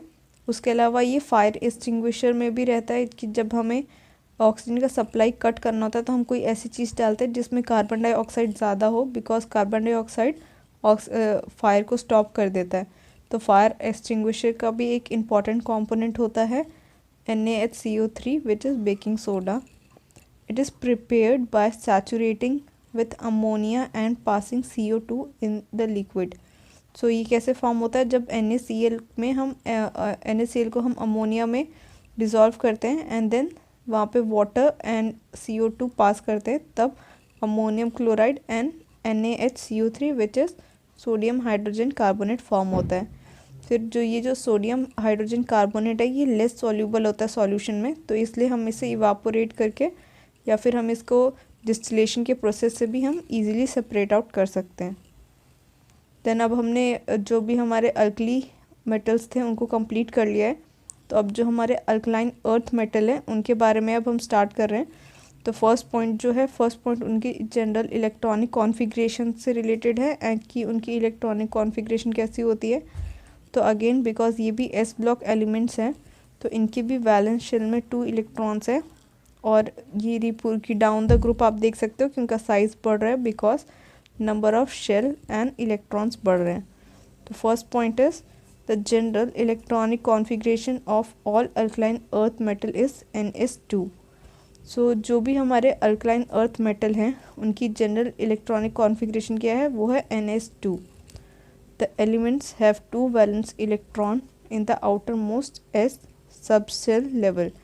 सो जो भी अब हमारे अल्कलाइन अर्थ मेटल हैं उनके वैलेंस शेल में कितने इलेक्ट्रॉन हैं, उनके वैलेंस शेल में 2 इलेक्ट्रॉन्स प्रेजेंट है। द नेक्स्ट जिसके बारे में हम देखने वाले वो है atomic and ionic radii of alkaline earth metals. The atomic and ionic radii of alkaline earth metals are smaller than alkali metals due to increase nuclear charge in these elements. So जो इनका atomic size है या जो आयनिक size है वो alkali metal से या जो ग्रुप 1 के एलिमेंट्स हैं उनसे छोटा होता है। क्यों छोटा होता है, बिकॉज इनका जो न्यूक्लियर चार्ज होता है वो इंक्रीज़ होता है। मींस जो 2 इलेक्ट्रॉन्स होते हैं जो वैलेंस शेल में उसे जो सेंटर से जो न्यूक्लियस से जो फोर्स आती है, फोर्स ऑफ अट्रैक्शन, वो ज़्यादा मिलती है, तो इसकी वजह से उसका साइज स्मॉलर होता है compare to group 1 elements. The atomic and ionic radii increases with increase in atomic number with in a group. So जब हम डाउन द ग्रुप जाते हैं तो क्या होता है कि जो भी हमारे अल्कलाइन अर्थ मेटल्स हैं इनका साइज़ इंक्रीज़ होता है और एटॉमिक साइज़ भी इंक्रीज़ होता है एंड आयनिक रेडियस भी इंक्रीज़ होता है, because number of shells and number of electrons again बढ़ते रहते हैं। Then ionization enthalpy of alkaline earth metal. तो अब आयोनाइजेशन एंथैल्पी क्या होती है वो तो आपको याद ही होगा कि वो मिनिमम अमाउंट ऑफ एनर्जी होती है जो हमें चाहिए होती है हमारे वैलेंस इलेक्ट्रॉन को वैलेंस शेल से रिमूव करने के लिए। तो अब हम पहले तो जो भी हमारे ग्रुप 1 के एलिमेंट्स थे वहाँ पे हमारे पास एक ही इलेक्ट्रॉन था वैलेंस शेल में, तो हमें एक ही इलेक्ट्रॉन को रिलीज़ करना था। But in case of alkaline earth metals हमारे पास दो इलेक्ट्रॉन्स होते हैं हमारे वैलेंस शेल में, तो हमें उन दोनों को निकालना पड़ता है। तो उस केस में क्या होता है, तो अभी सेकेंड पॉइंट पढ़ते क्या है यहाँ पे, they have low ionization enthalpy due to fairly large size of atoms. So जो अब हमारे अल्कलाइन अर्थ मेटल हैं उनकी जो आयनाइजेशन एनर्जी है वो थोड़ी सी कम है, बिकॉज जो साइज़ होता है वो बढ़ता रहता है, तो उनकी जब साइज़ बड़ा हो जाता है तो हमें इलेक्ट्रॉन को निकालना थोड़ा इजी हो जाता है। तो आयनाइजेशन एंथैल्पी जो है वो कम है थोड़ी सी हमारे अल्कलाइन अर्थ मेटल की compare to alkali metals. Then ionization enthalpy decreases with the size increase down the group. तो जैसी जो आयनाइजेशन एंथैल्पी है वो हमारी क्या होती है, डिक्रीज़ होती है फ्रॉम ग्रुप। जब हम ऊपर से नीचे जाते हैं मींस बेरिलियम से जब हम डाउन जाएंगे तो फिर वहाँ पे स्ट्रॉन्शियम है या जो कैल्शियम है, जैसे जैसे नीचे जाएंगे हम देखेंगे कि हमारी जो आयनाइजेशन एंथैल्पी है वो कम होती जाती है। The ionization enthalpy of these metal is higher as corresponding alkali metal due to small size of this elements compare to corresponding alkali metals. So जो भी अब इसकी आयनाइजेशन एंथैल्पी है, जो फर्स्ट आयनाइजेशन एंथैल्पी जो मतलब हमें फर्स्ट इलेक्ट्रॉन को निकालने में एनर्जी लगेगी वो ज़्यादा होगी compare to alkali metals. Means alkali metals में तो हमें एक ही इलेक्ट्रॉन निकालना था तो एक ही आयनाइजेशन एंथैल्पी थी, बट इन दिस केस क्या है, हमें दो इलेक्ट्रॉन्स निकालने हैं, तो जो फर्स्ट इलेक्ट्रॉन को निकालने में एनर्जी लगेगी वो बहुत ज़्यादा लगेगी, वो जो अल्कली मेटल्स हैं उनसे भी ज़्यादा लगेगी, बिकॉज इसका साइज़ जो है अल्कली मेटल से तो छोटा है। अब छोटा है तो जो nuclear charge, effective nuclear charge है या जो फोर्स ऑफ अट्रैक्शन है वो ज़्यादा है, इसलिए फर्स्ट इलेक्ट्रॉन को रिलीज़ करने में एनर्जी ज़्यादा लगती है। But in case of second electron जो रह जाता है वो जब हम निकालते हैं तो उसकी जो आयनाइजेशन एंथैल्पी है वो कम होती है या फिर वो नियरली इक्वली होती है अल्कली मेटल से। सो आई होप कि आप समझ गए होंगे कि जो हमारे अल्कलाइन अर्थ मेटल है उनकी दो एनर्जी होती है, first ionization enthalpy and second ionization enthalpy, दो एंथैल्पीज हुई, एंड जो फर्स्ट वाली होती है वो हायर होती है कंपेयर टू सेकेंड। वाई? क्योंकि जब वो छोटा साइज़ है उसका कंपेयर टू हमारे अल्कली मेटल्स और जो इफेक्टिव न्यूक्लियर चार्ज है वो ज़्यादा है, इसलिए उसको जब हम फर्स्ट इलेक्ट्रॉन निकालते हैं तो हमें वहाँ पे ज़्यादा एनर्जी प्रोवाइड करनी पड़ती है। Next is hydration enthalpy. तो हाइड्रेशन एंथैल्पी भी अगेन सेम चीज़ है जो हमने अल्कली मेटल के केस में पढ़ी थी कि जब हम इसे हमारे अल्कलाइन अर्थ मेटल को वाटर में डालेंगे तो उसको कितने मॉलिक्यूल्स OH के सराउंड कर पाएंगे, बिकॉज ये तो मेटल है तो मेटल को जो नेगेटिव चार्ज होगा OH वाले जो मॉलिक्यूल्स होंगे वही सराउंड करेंगे और वो OH के साथ बॉन्ड फॉर्म करेगा, तो उसको ही हम कह रहे हैं यहाँ पे again hydration enthalpy. Hydration enthalpies of alkaline earth metal ions decrease with increase in ionic size down the group. So जो भी अब हमारे अल्कलाइन अर्थ मेटल हैं वो डाउन द ग्रुप अगेन उनका भी साइज़ बढ़ रहा है, एंड साइज़ बढ़ रहा है तो जो उनका इफेक्टिव न्यूक्लियर चार्ज है वो भी डिस्पर्स हो जा रहा है, एंड अगेन डिस्पर्स हो जा रहा है तो जो वाटर मॉलिक्यूल्स के साथ उसकी जो बॉन्ड फॉर्म करने की कैपेसिटी है वो भी डिक्रीज़ होते जा रही है, इसलिए डाउन द ग्रुप जो हाइड्रेशन एंथैल्पी है वो भी डिक्रीज़ होती है। Hydration enthalpies of alkaline earth metal ions are larger than those of alkali metals. So जो हाइड्रेशन एंथैल्पी है वो अल्कलाइन अर्थ मेटल्स की ज़्यादा है, किसके कंपेरिजन में, तो ज़्यादा है उनकी hydration enthalpy compare to alkaline earth metals, because इनका साइज़ छोटा है। तो जिस मॉलिक्यूल का साइज़ छोटा होता है उसका इफेक्टिव न्यूक्लियर चार्ज ज़्यादा होता है, तो वो ज़्यादा वाटर मॉलिक्यूल्स के साथ बॉन्ड फॉर्म कर पाता है और उसकी हाइड्रेशन ज़्यादा हो पाती है। देन यहाँ पे कुछ एग्जांपल्स हैं कि कैसे जो भी हमारे अल्कलाइन अर्थ मेटल है वो कौन से फॉर्म्स में रहते हैं। तो MgCl2 जो होता है, अगर हम उसको वाटर के साथ रिएक्ट कराते हैं तो वो 6 मॉलिक्यूल्स ऑफ वाटर के साथ रिएक्ट करता है। Magnesium chloride hexa hydrate ions हम इसको बोलते हैं। एंड वैसे कैल्शियम का भी अगेन वैसे ही सेम प्रोडक्ट फॉर्म होता है। Then next is physical properties of alkaline earth metals.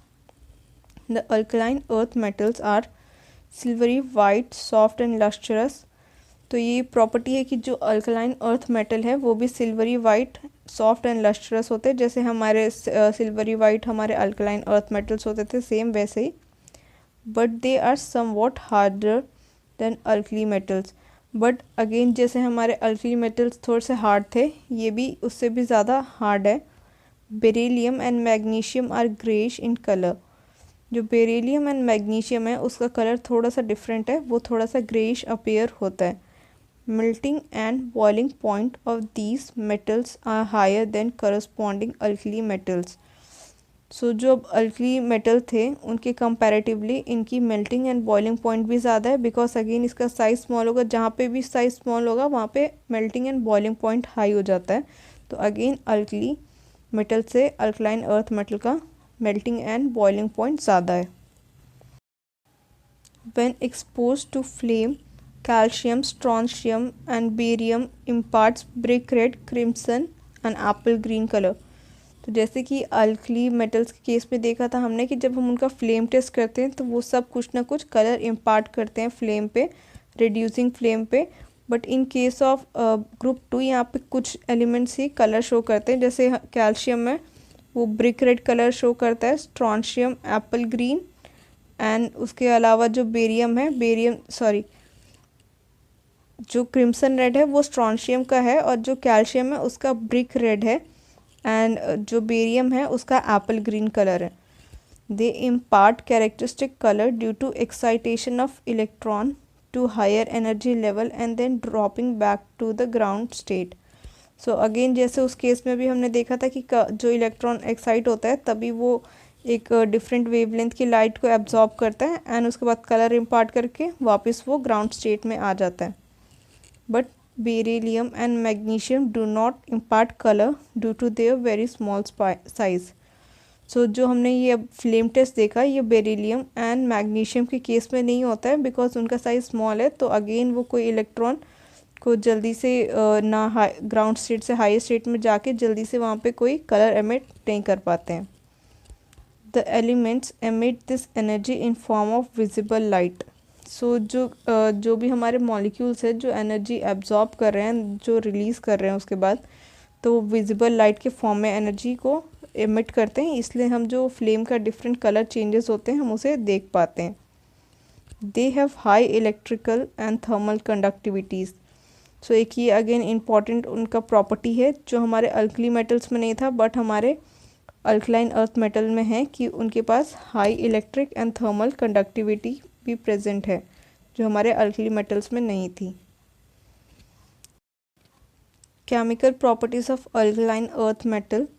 अब जो भी हमारे अल्कलाइन अर्थ मेटल है, अगर हम उन्हें एयर, वाटर या जैसे हमने लास्ट केस में देखा था अमोनिया के साथ रिएक्ट कराते हैं, देन हम हेलोजन के साथ उसे रिएक्ट कराते हैं, वही सब सेम रिएक्शंस अब हम हमारे अल्कलाइन अर्थ मेटल के केस में भी देखेंगे। तो फर्स्ट क्या है, reactivity towards air and water.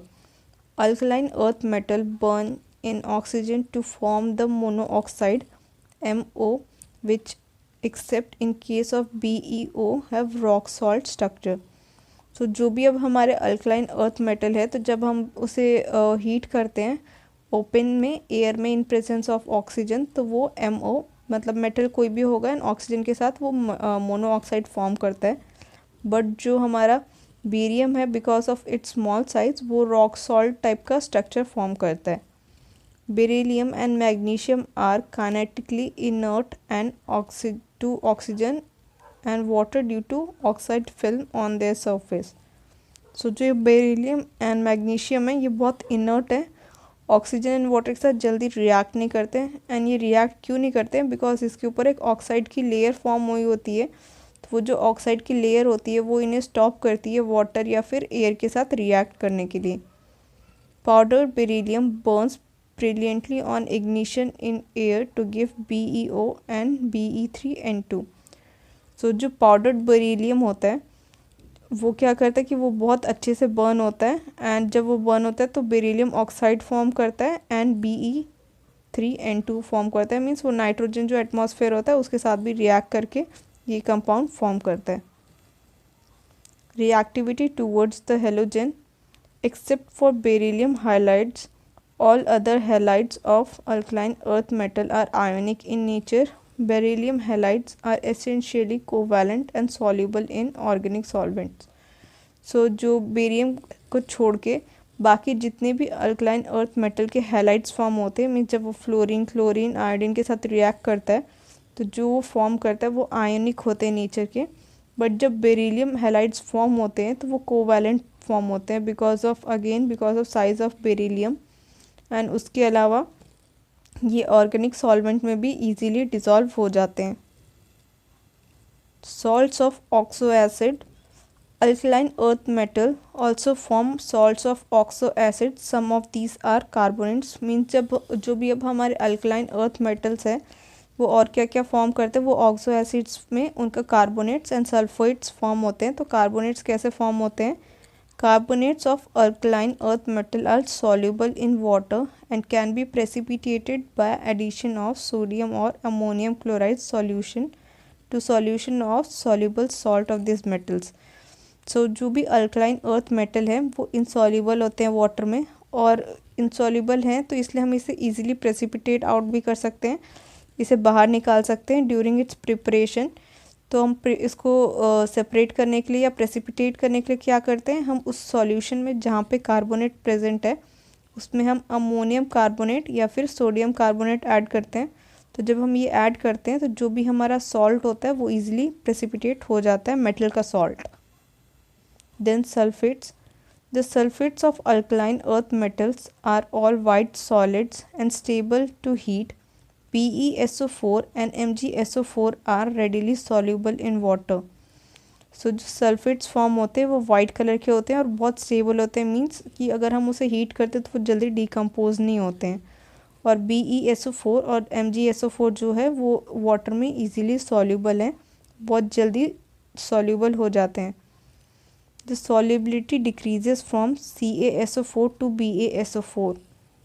जो हमारी ये दो फर्स्ट मेंबर्स थे, दो हमारे ग्रुप 2 के, ये तो इजीली सॉल्युबल थे। बट जैसे हम नीचे जाते हैं हम देखते हैं कि जो हमारा कैल्शियम सल्फेट है एंड बेरियम सल्फेट है ये इजीली डिज़ोल्व नहीं होते हैं।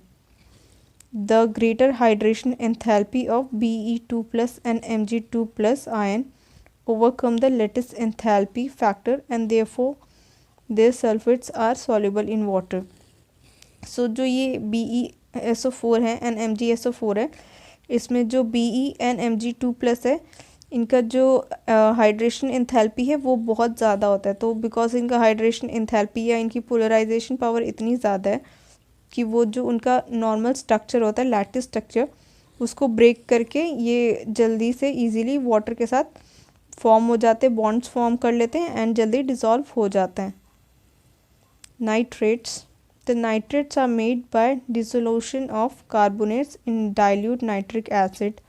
जब हम नाइट्रेट्स कैसे फॉर्म करते हैं, जो भी हमारे कार्बोनेट सॉल्ट्स होते हैं इन मेटल्स के उसको हम नाइट्रिक एसिड में डिज़ोल्व कर देते हैं एंड डिज़ोल्व होने के बाद ये हमारे नाइट्रेट्स फॉर्म हो जाते हैं। Magnesium nitrate crystallizes with 6 molecule of water whereas barium nitrate crystallize as anhydrous salt. अब जो मैग्नीशियम है उसका साइज स्मॉल है तो उसकी हाइड्रेशन एंथैल्पी अगेन ज़्यादा है, तो इसलिए जब वो क्रिस्टल फॉर्म करता है मैग्नीशियम नाइट्रेट का तो उसके साथ 6 मॉलिक्यूल ऑफ हाइड्रेशन के जैसे 6 मॉलिक्यूल ऑफ वाटर प्रेजेंट होते हैं। बट बेरियम का साइज़ बड़ा है तो जब वो नाइट्रेट के फॉर्म में क्रिस्टलाइज करता है तो उसके साथ कोई वाटर नहीं होता है, इसलिए हम उसे एनहाइड्रस सॉल्ट कहते हैं। एनहाइड्रस बेरियम नाइट्रेट फॉर्म होता है। अब जैसे हमने एनामोलस बिहेवियर पढ़ा था लिथियम का, because of its small size and बहुत सारी चीज़ें डिफरेंट थी, वैसे ही अब बेरिलियम की भी कुछ एनामोलस बिहेवियर है, तो अब हम उसको देखते हैं. Anomalous behaviour of an elements refers to the deviation of the properties of behaviour of element from its usual और नॉर्मल बिहेवियर. तो अगेन ये जो फर्स्ट पॉइंट है, ये डेफिनेशन है कि एनामोलस प्रॉपर्टीज़ क्या है या फिर एनामोलस बिहेवियर क्या है. तो ये अगेन सेम कि उसकी कुछ प्रॉपर्टीज़ या कुछ बिहेवियर जो उसकी डिफरेंट है rather than its own structure या फिर उसके other members of its own family. तो उसका रीज़न क्या क्या है. अगेन बेरिलियम है small atomic and ionic size. जैसे हमारा लिथियम का साइज़ स्मॉल था, वैसे ही हमारा बेरिलियम जो है उसका भी साइज़ बहुत छोटा है. एटॉमिक एंड आयनिक साइज़ दोनों बहुत स्मॉल है. The next is the high ionization enthalpy and small size of alkaline earth metal results in the formation of covalent bonds that are easily hydrolyzed. अब जो इसकी ionization enthalpy ज़्यादा है उसके और इसका साइज़ स्मॉल है, इसकी वजह से ये ज़्यादातर कोवेलेंट बॉन्ड फॉर्म करता है. जो कोवेलेंट बॉन्ड फॉर्म करता है इसलिए वो इजीली हाइड्रोलाइज हो जाता है. The coordination number of beryllium is not greater than 4 due to presence of 4 electrons in its valence shell. So जो अब हमारा बेरिलियम है उसके टोटल 4 इलेक्ट्रॉन्स ही होते हैं, इसलिए उसका कोऑर्डिनेशन नंबर जो है वो 4 से ज़्यादा कभी हो ही नहीं पाता है. बिकॉज उसका जब एटॉमिक नंबर ही 4 है तो मैक्सिमम अगर वो बॉन्ड फॉर्म भी करना चाहेगा तो वो 4 ही हो पाएगा. इसलिए ये भी अगेन उसका एक डिफरेंट प्रॉपर्टी है बिकॉज उसका साइज़ स्मॉल है. The oxides and hydroxide of beryllium are amphoteric in nature. Means जो अब बेरिलियम के ऑक्साइड्स फॉर्म होते हैं या हाइड्रोक्साइड फॉर्म करते हैं वो दोनों एसिडिक एंड बेसिक दोनों प्रॉपर्टी शो करते हैं. वो कभी एसिडिक भी बन सकते हैं और कभी बेसिक भी बन सकते हैं. तो ऐसे नेचर वाले ऑक्साइड्स को या हाइड्रोक्साइड को हम एम्फोटेरिक कहते हैं. तो बेरिलियम एम्फोटेरिक नेचर का है, मीन्स वो दोनों एसिडिक एंड बेसिक ऑक्साइड्स या हाइड्रोक्साइड्स फॉर्म कर सकता है. Then diagonal relationship between beryllium and aluminium, again because ये इनके साइज नियरली सेम होते हैं तो इनकी कुछ प्रॉपर्टीज सेम होती है. The ionic radius of beryllium is estimated to be 31 picometer. The charge radius ratio is nearly same as of aluminium ion, hence beryllium resembles as aluminium. सो जो हमारा beryllium है जब वो आयन फॉर्म में होता है तो जो उसका साइज़ है वो नियरली 31 पिकोमीटर होता है. एंड एलुमिनियम जो है उसका भी ऑलमोस्ट इतना ही होता है. इसलिए इन दोनों की कुछ प्रॉपर्टीज़ एक दूसरे की तरह अपीयर होती हैं. Like aluminium, beryllium is not readily attacked by acid because of presence of oxide film on its surface of the metal. तो जैसे एलुमिनियम है, एलुमिनियम के ऊपर भी कोई भी एसिड या ऑक्साइड इजीली अटैक नहीं कर पाता है. Same in case of beryllium भी ऐसा ही होता है. और ये क्यों होता है? बिकॉज जो एलुमिनियम होता है उसके ऊपर एक ऑक्सीजन की लेयर फॉर्म हो जाती है एंड सेम बेरिलियम के ऊपर भी एक ऑक्सीजन की लेयर जो होती है वो फॉर्म कर देती है और वो उसकी डिग्रेडेशन को या कोई भी मेटल अटैक करे उसके ऊपर या कोई भी एसिड डालो या कुछ भी हो उन सब से उसको प्रोटेक्ट करता है. Beryllium hydroxide dissolve in excess of alkali to give beryllate ion just as aluminum hydroxide give aluminate ion. So जो बेरिलियम हाइड्रोक्साइड होता है जब उसको हम डिज़ोल्व करते हैं तो वो जो आयन फॉर्म करता है उसका सेम टाइप का आयन हम एल्युमिनियम की केस में भी देख सकते हैं. ये रहा बेरिलेट आयन एंड ये है एल्युमिनेट आयन. आप देख सकते हो कि दोनों का स्ट्रक्चर कितना ऑलमोस्ट इक्वल है और वो इक्वल इसलिए बिकॉज इनके साइज़ एक दूसरे से इक्वल है एंड ये डायगोनल रिलेशनशिप शो करते हैं. The chlorides of both beryllium and aluminium have chloride structure in vapor phase. Both chlorides are soluble in organic solvent and as strong Lewis base. They are used as Friedel-Crafts catalyst. So जो chloride form होता है beryllium या aluminium में, chloride bridge form होती है vapour phase में और इसलिए ये एक लुईस एसिड की तरह भी यूज़ हो जाता है. और ये जो बेरिलियम क्लोराइड है या फिर एल्युमिनियम क्लोराइड है, ये जो एक फ्रीडल क्राफ्ट रिएक्शन होती है ये एक इम्पॉर्टेंट रिएक्शन है ऑर्गेनिक केमिस्ट्री की. वहाँ पे हम देखते हैं कि इसे लुईस स्ट्रॉन्ग एसिड की तरह यूज़ किया जाता है। उस रिएक्शन में ये कैटलिस्ट की तरह एक्ट करता है, beryllium chloride and aluminium chloride. Beryllium and aluminum ions have strong tendency to form complexes। तो जैसा हमने लिथियम एंड मैग्नीशियम के केस में देखा था कि वो भी बहुत स्ट्रॉन्ग कॉम्प्लेक्सेस फॉर्म करते थे बिकॉज उनके बीच में एक डायगोनल रिलेशनशिप था। तो वैसे ही एल्युमिनियम एंड बेरिलियम भी बहुत स्ट्रॉन्ग कॉम्प्लेक्सेस फॉर्म करते हैं, सेम बिकॉज इनका अगेन डायगोनल रिलेशनशिप है। अब कुछ इंपॉर्टेंट अगेन जैसे हमने उस केस में पढ़ा था sodium hydrogen carbonate, washing soda, वो सब चीज़ें देखी थी। वैसे अब हमारे ग्रुप 2 एलिमेंट्स के भी कुछ इंपॉर्टेंट केमिकल्स हैं। तो फर्स्ट है quick lime. The chemical name of quick lime is calcium oxide CaO। तो जो ये क्विक लाइम है, ये क्विक लाइम कॉमन नेम है एंड इसका जो केमिकल नेम है उसका केमिकल नेम क्या है, वो है calcium oxide which is CaO। It is white amorphous solid. तो ये जो अगर हम इसे फिजिकली देखेंगे तो ये कैसा देखा गया, ये वाइट कलर का अमॉर्फस सॉलिड होता है। The melting point of CaO is 2870 kelvin. तो ये जो अब हमारा क्विक लाइम है ये बहुत ज़्यादा हाई टेम्परेचर पे मेल्ट होता है। It absorb moisture and carbon dioxide when expose to atmosphere. तो अगर हम इसे ओपन ऐसे रख देंगे बाहर एक पेट्री प्लेट में या किसी भी हमारे कोनिकल फ्लास्क या बीकर वगैरह में, तो ये एटमॉस्फेयर से मॉइस्चर और कार्बन डाइऑक्साइड को एब्जॉर्ब कर लेगा। It is used in manufacturing industry to manufacture cement, dye stuffs, sodium carbonate. So अब ये मैन्युफैक्चरिंग इंडस्ट्री में होता है, कहाँ यूज़ हो रहा है, ये सीमेंट जहाँ पे प्रोड्यूस होता है वहाँ होता है। देन डाई से रिलेटेड चीज़ें जहाँ फॉर्म होती हैं वहाँ पे यूज़ होता है। उसके अलावा ये सोडियम कार्बोनेट के फॉर्मेशन के लिए भी यूज़ होता है। It is used for purification of sugar. तो जो हमारा क्विक लाइम है इसको हम शुगर की प्यूरिफिकेशन में भी यूज़ करते हैं।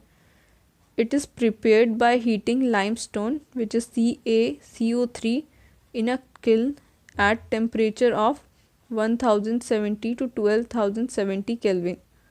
सो जो अब हमारा CaCO3 को हम क्या करते हैं कि जो भट्टी बोलते हैं जिसको हिंदी में, वैसी चीज़ होती है, उसमें इसको हाई टेम्परेचर पे हम क्या करते हैं CaCO3 को हीट करते हैं। तो जब हम CaCO3 को हीट करते हैं तो वो ब्रेक डाउन होकर CaO and carbon dioxide form करता है। Addition of water to CaO result in slaking of lime. तो अगर हम CaO में वाटर डाल देते हैं तो हम इस प्रोसेस को क्या कहते हैं, इसको प्रोसेस को कहते हैं हम slaking of lime. Slaking of lime with soda result in soda lime. So अब ये जो स्लेक्ड लाइम है, इस स्लेक लाइम को ही हम कभी कभी सोडा या फिर सॉलिड सोडा लाइम भी बोलते हैं। CaO being basic oxide combines with acidic oxide at high temperature। यहाँ पे अगेन टेम्परेचर होना है मिक्स, यहाँ पे मेरे को लग रहा है ये मिस हो गया, टाइपिंग एरर। तो जो अब हमारा CaO है वो बेसिक ऑक्साइड है। तो जब इसको हम हाई टेम्परेचर पे रिएक्ट कराते हैं तो ये एसिडिक ऑक्साइड्स फॉर्म करता है। यहाँ पे कि ये दो कुछ रिएक्शन है, ये भी इंपॉर्टेंट है। ये रिएक्शंस आप इसको ध्यान से रखना कि ये क्या फॉर्म करता है, याद रखना पड़ेगा क्योंकि जो यहाँ पे सिलिकॉन है, ये सिलिकॉन के साथ उसकी एक इम्पॉर्टेंट रिएक्शन है। तो जब जो हमारा CaO है वो रिएक्ट करता है SiO2 के साथ तो CaSiO3 फॉर्म करता है। एंड जब वो फॉस्फेट के साथ रिएक्ट करता है तो Ca3PO4 होल ट्वाइस फॉर्म करता है। एंड ये जो CaPO4 है ये हमारे बोन्स का मेन कंपोनेंट होता है, जहाँ पे हमारा कैल्शियम फॉस्फेट की तरह बोन्स में ये डिपॉजिटेड रहता है। Slaked lime. The chemical name of slaked lime is calcium hydroxide which is CaOH whole twice. तो जो स्लेक्ड लाइम है उसका केमिकल नेम क्या है, उसका केमिकल नेम है कैल्शियम हाइड्रोक्साइड और इसका केमिकल फॉर्मूला क्या है CaOH whole twice. It is a white amorphous powder sparingly soluble in water. ये भी अगेन वाइट कलर का पाउडर है। एंड स्पेरेंजली सॉल्युबल मीन्स पूरा अच्छे से डिज़ोल्व नहीं होता है वाटर में, कुछ पार्ट इसका डिज़ोल्व होता है वाटर में। Passing carbon dioxide through aqueous solution of CaOH lime water, it turns milky due to formation of calcium carbonate. So जब हम इसमें लाइम वाटर में जब हम यहाँ पे कार्बन डाइऑक्साइड डालते हैं तो फिर वो लाइम वाटर को मिल्की टर्न कर देता है और इसको हम बहुत सारे ऐसा टेस्ट के लिए भी यूज़ करते हैं कि हाँ ये क्विक लाइम है, और क्विक लाइम में हमने जब भी हम कार्बन डाइऑक्साइड डालते हैं तो वो मिल्की टर्न हो जाता है, तो ये प्रूफ हो जाता है कि ये हमारा क्विक लाइम ही था। तो ऐसे इसे हम टेस्ट के लिए भी बहुत सारे रिएक्शंस में यूज़ करते हैं। Passing excess of carbon dioxide dissolves the precipitate to form calcium hydrogen carbonate. यहाँ पे कैल्शियम हाइड्रोजन कार्बोनेट होगा। ये रिएक्शन से आप देख सकते हो कि जो भी हमारा CaCO3 है, तो जब हम इसमें CO2 एक्सेस में डालते हैं तो वो कैल्शियम हाइड्रोजन कार्बोनेट फॉर्म करता है। Calcium CaOH whole twice is extensively used in preparation of mortar or whitewash, glass making and also tanning industry। तो ये कहाँ कहाँ यूज़ होता है? ये मोटार, ये जहाँ सीमेंट वगैरह फॉर्म करते हैं वहाँ यूज़ होता है। उसके बाद वाइट वॉशिंग के लिए, वॉल की वाइट वॉशिंग के लिए यूज़ होता है। टैनिंग इंडस्ट्री जहाँ पे लेदर का काम होता है वहाँ पे, एंड ग्लास मेकिंग इंडस्ट्री में भी ये यूज़ होता है। Calcium carbonate, it is white fluffy powder that is insoluble in water and get decomposed, followed by release of carbon dioxide on heating at 1200 Kelvin। सो जो अब कार्बन कैल्शियम कार्बोनेट है वो white colour का powder है, and ये भी insoluble होता है वाटर में, और ये डिकम्पोज हो जाता है जब हम इसको हायर टेम्परेचर पे हीट करते हैं, विच इज़ 1200 केल्विन पे। तो ये यहाँ पे रिएक्शन है कि जब कैल्शियम कार्बोनेट को हम 1200 केल्विन पे हीट करते हैं तो वो CaO और CO2 फॉर्म करता है। उसके अलावा यहाँ पे एक ये रिएक्शन है कि वो एसिड के साथ जब रिएक्ट करता है तो कैल्शियम क्लोराइड फॉर्म करता है, एंड जब H2SO4 के साथ रिएक्ट करता है तो कैल्शियम सल्फेट फॉर्म कर रहा है। It is prepared by passing carbon dioxide through slaked lime. तो जो हमारा CaOH होल ट्वाइस था, इसके ऊपर जब हम कार्बन डाइऑक्साइड पास करते हैं तो CaCO3 फॉर्म हो जाता है। It can be also prepared by addition of sodium carbonate to calcium chloride. तो अब हम इस प्रोसेस से तो फॉर्म कर ही रहे हैं, उसके अलावा अगर हमें CaCO3 फॉर्म करना है तो हम क्या करते हैं, कैल्शियम क्लोराइड को Na2CO3 के साथ रिएक्ट करते हैं तो भी CaCO3 फॉर्म हो जाता है। It is used as flux in combination with magnesium carbonate in the extraction of metals such as iron.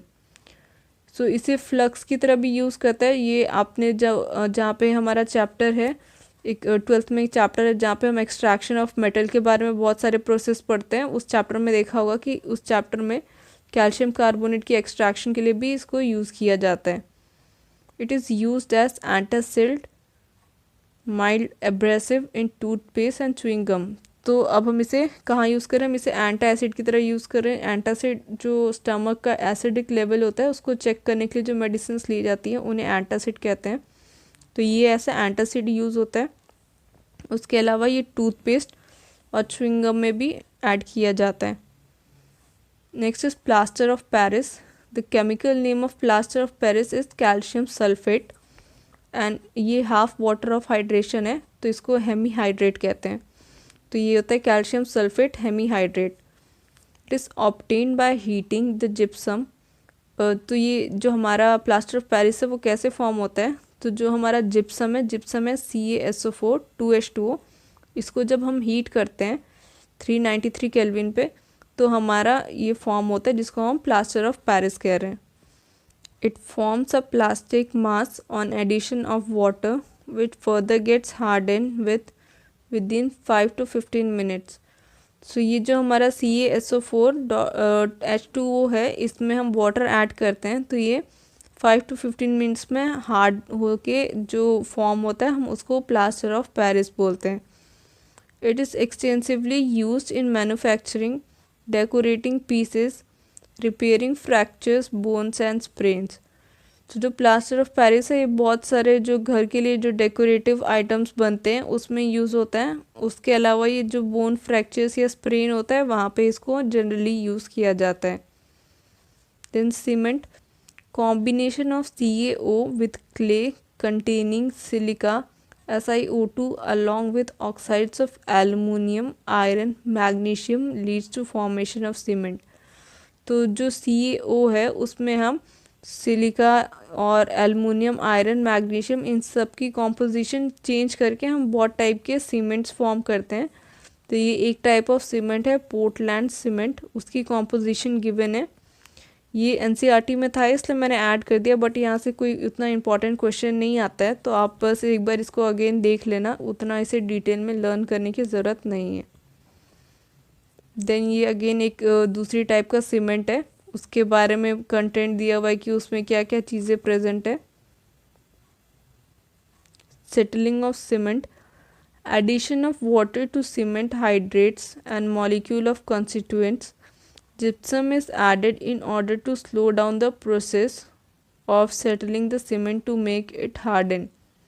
सो जो सीमेंट होता है उसमें वाटर की हाइड्रेट्स होते हैं जिसकी वजह से वो सेटल डाउन होता है या हार्ड होता है, और उसमें हम जिप्सम ऐड करते हैं जिसकी वजह से उसकी जो सेटलिंग है या जो हार्डनिंग प्रोसेस है वो स्लो होए और वो अच्छे से धीरे धीरे फॉर्म हो पाए। नहीं तो अगर वो एकदम से हार्ड हो जाएगा तो हो सकता है उसके बीच में एयर मॉलिक्यूल्स कहीं रह गए हों और वो जल्दी डिग्रेड हो जाएगा, जो ख़राब हो सकता है।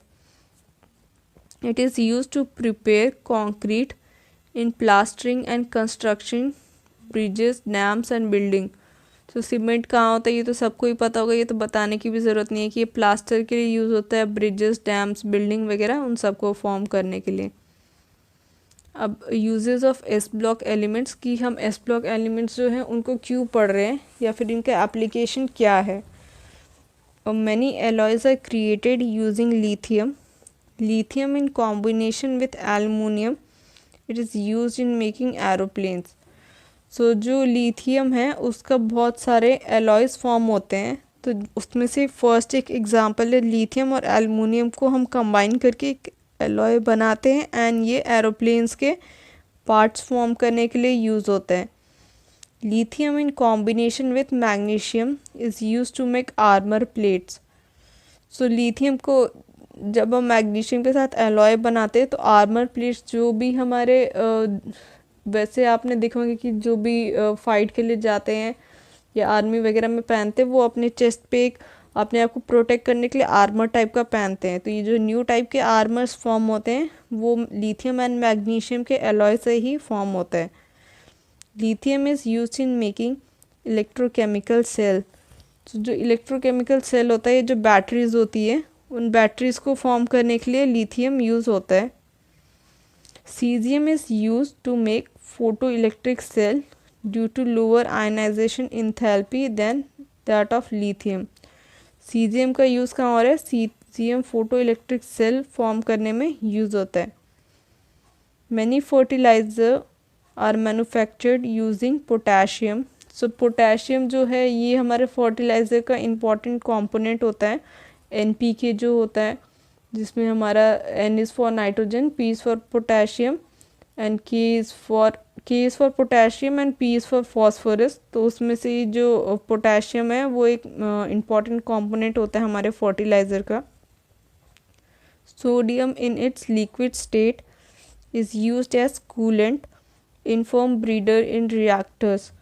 सो जो हमारे बायो रिएक्टर्स होते हैं जहाँ पे हमारे रिएक्शंस होती है बहुत सारी nuclear reactions, nuclear reactor bio reactor नहीं बोलते उसे न्यूक्लियर रिएक्टर बोलते, मैंने गलती से बोल दिया। तो वहाँ पे सोडियम जो है वो लिक्विड स्टेट में ऐसा कूलेंट यूज़ होता है। Beryllium is use for creating alloys. Again जो बेरिलियम है उसका भी बहुत सारे एलॉयज़ बनते हैं। Beryllium in combination with copper is used to create strong springs. जो बेरिलियम है उसका कॉपर के साथ एलॉय बनता है और जो वो एलॉय फॉर्म होता है वो स्ट्रॉन्ग स्प्रिंग्स को बनाने के लिए यूज़ किया जाता है। Beryllium is used for making windows of X ray tubes. So जो एक्सरे ट्यूब्स होती हैं उसके जो विंडोज़ होते हैं वहाँ पे बेरिलियम यूज़ किया जाता है। Magnesium in combination with aluminium is used in making aeroplane. So magnesium का एल्युमिनियम के साथ अगेन एलॉय फॉर्म करके यूज़ किया जाता है एरोप्लेन को बनाने में। Magnesium is also used in flash powder and bulbs. Antacid used to get relief from acidity is suspension of magnesium hydroxide in water. So जो मैग्नीशियम है वो फ्लैश पाउडर्स में, बल्ब्स में यूज़ हो रहा है। उसके अलावा एंटासिड में भी मैग्नीशियम हाइड्रोक्साइड ही प्रेजेंट होता है। Calcium is used in extraction of metals from their respective from there respective oxides या फिर ओर्स। सो जो कैल्शियम है, कैल्शियम का एक्सट्रैक्शन किया जाता है जो भी उसके रिस्पेक्टिव ओर्स होते हैं उससे। यहाँ पे ओर होगा, अगेन यहाँ पे कुछ मिस प्रिंटिंग हुई है। Radium being a radio active metal is used in radiotherapy.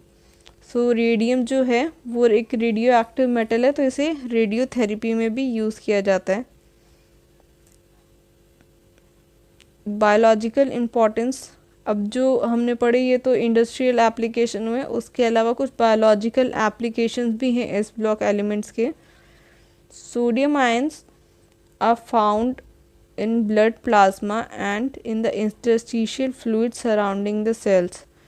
They stimulate nerve signal and also regulate flow of water across cell membrane. It also transport the sugar and amino acids into cell. So जो sodium है वो हमारे sales का sodium और potassium जो साथ में ही रहते हैं वो एक इम्पॉर्टेंट कंपोनेंट्स होते हैं, और ये हमारे बॉडी का जितना भी कितना वाटर ट्रांसपोर्ट होना है, कितना सेल के अंदर जाना है या सेल से बाहर जाना है, ये उसको मेंटेन करते हैं। उसके अलावा ये नर्व स्टिमुलेशन के लिए भी हेल्प करते हैं, जहाँ पे हमारा जो भी नर्व सिग्नल ट्रांसमिशन होता है वो रेगुलेट होता है।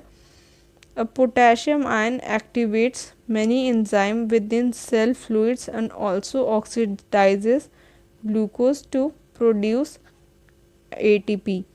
सो जो पोटेशियम है वो बहुत सारी एंजाइम के लिए ऐसा एक्टिवेटर एक्ट करता है।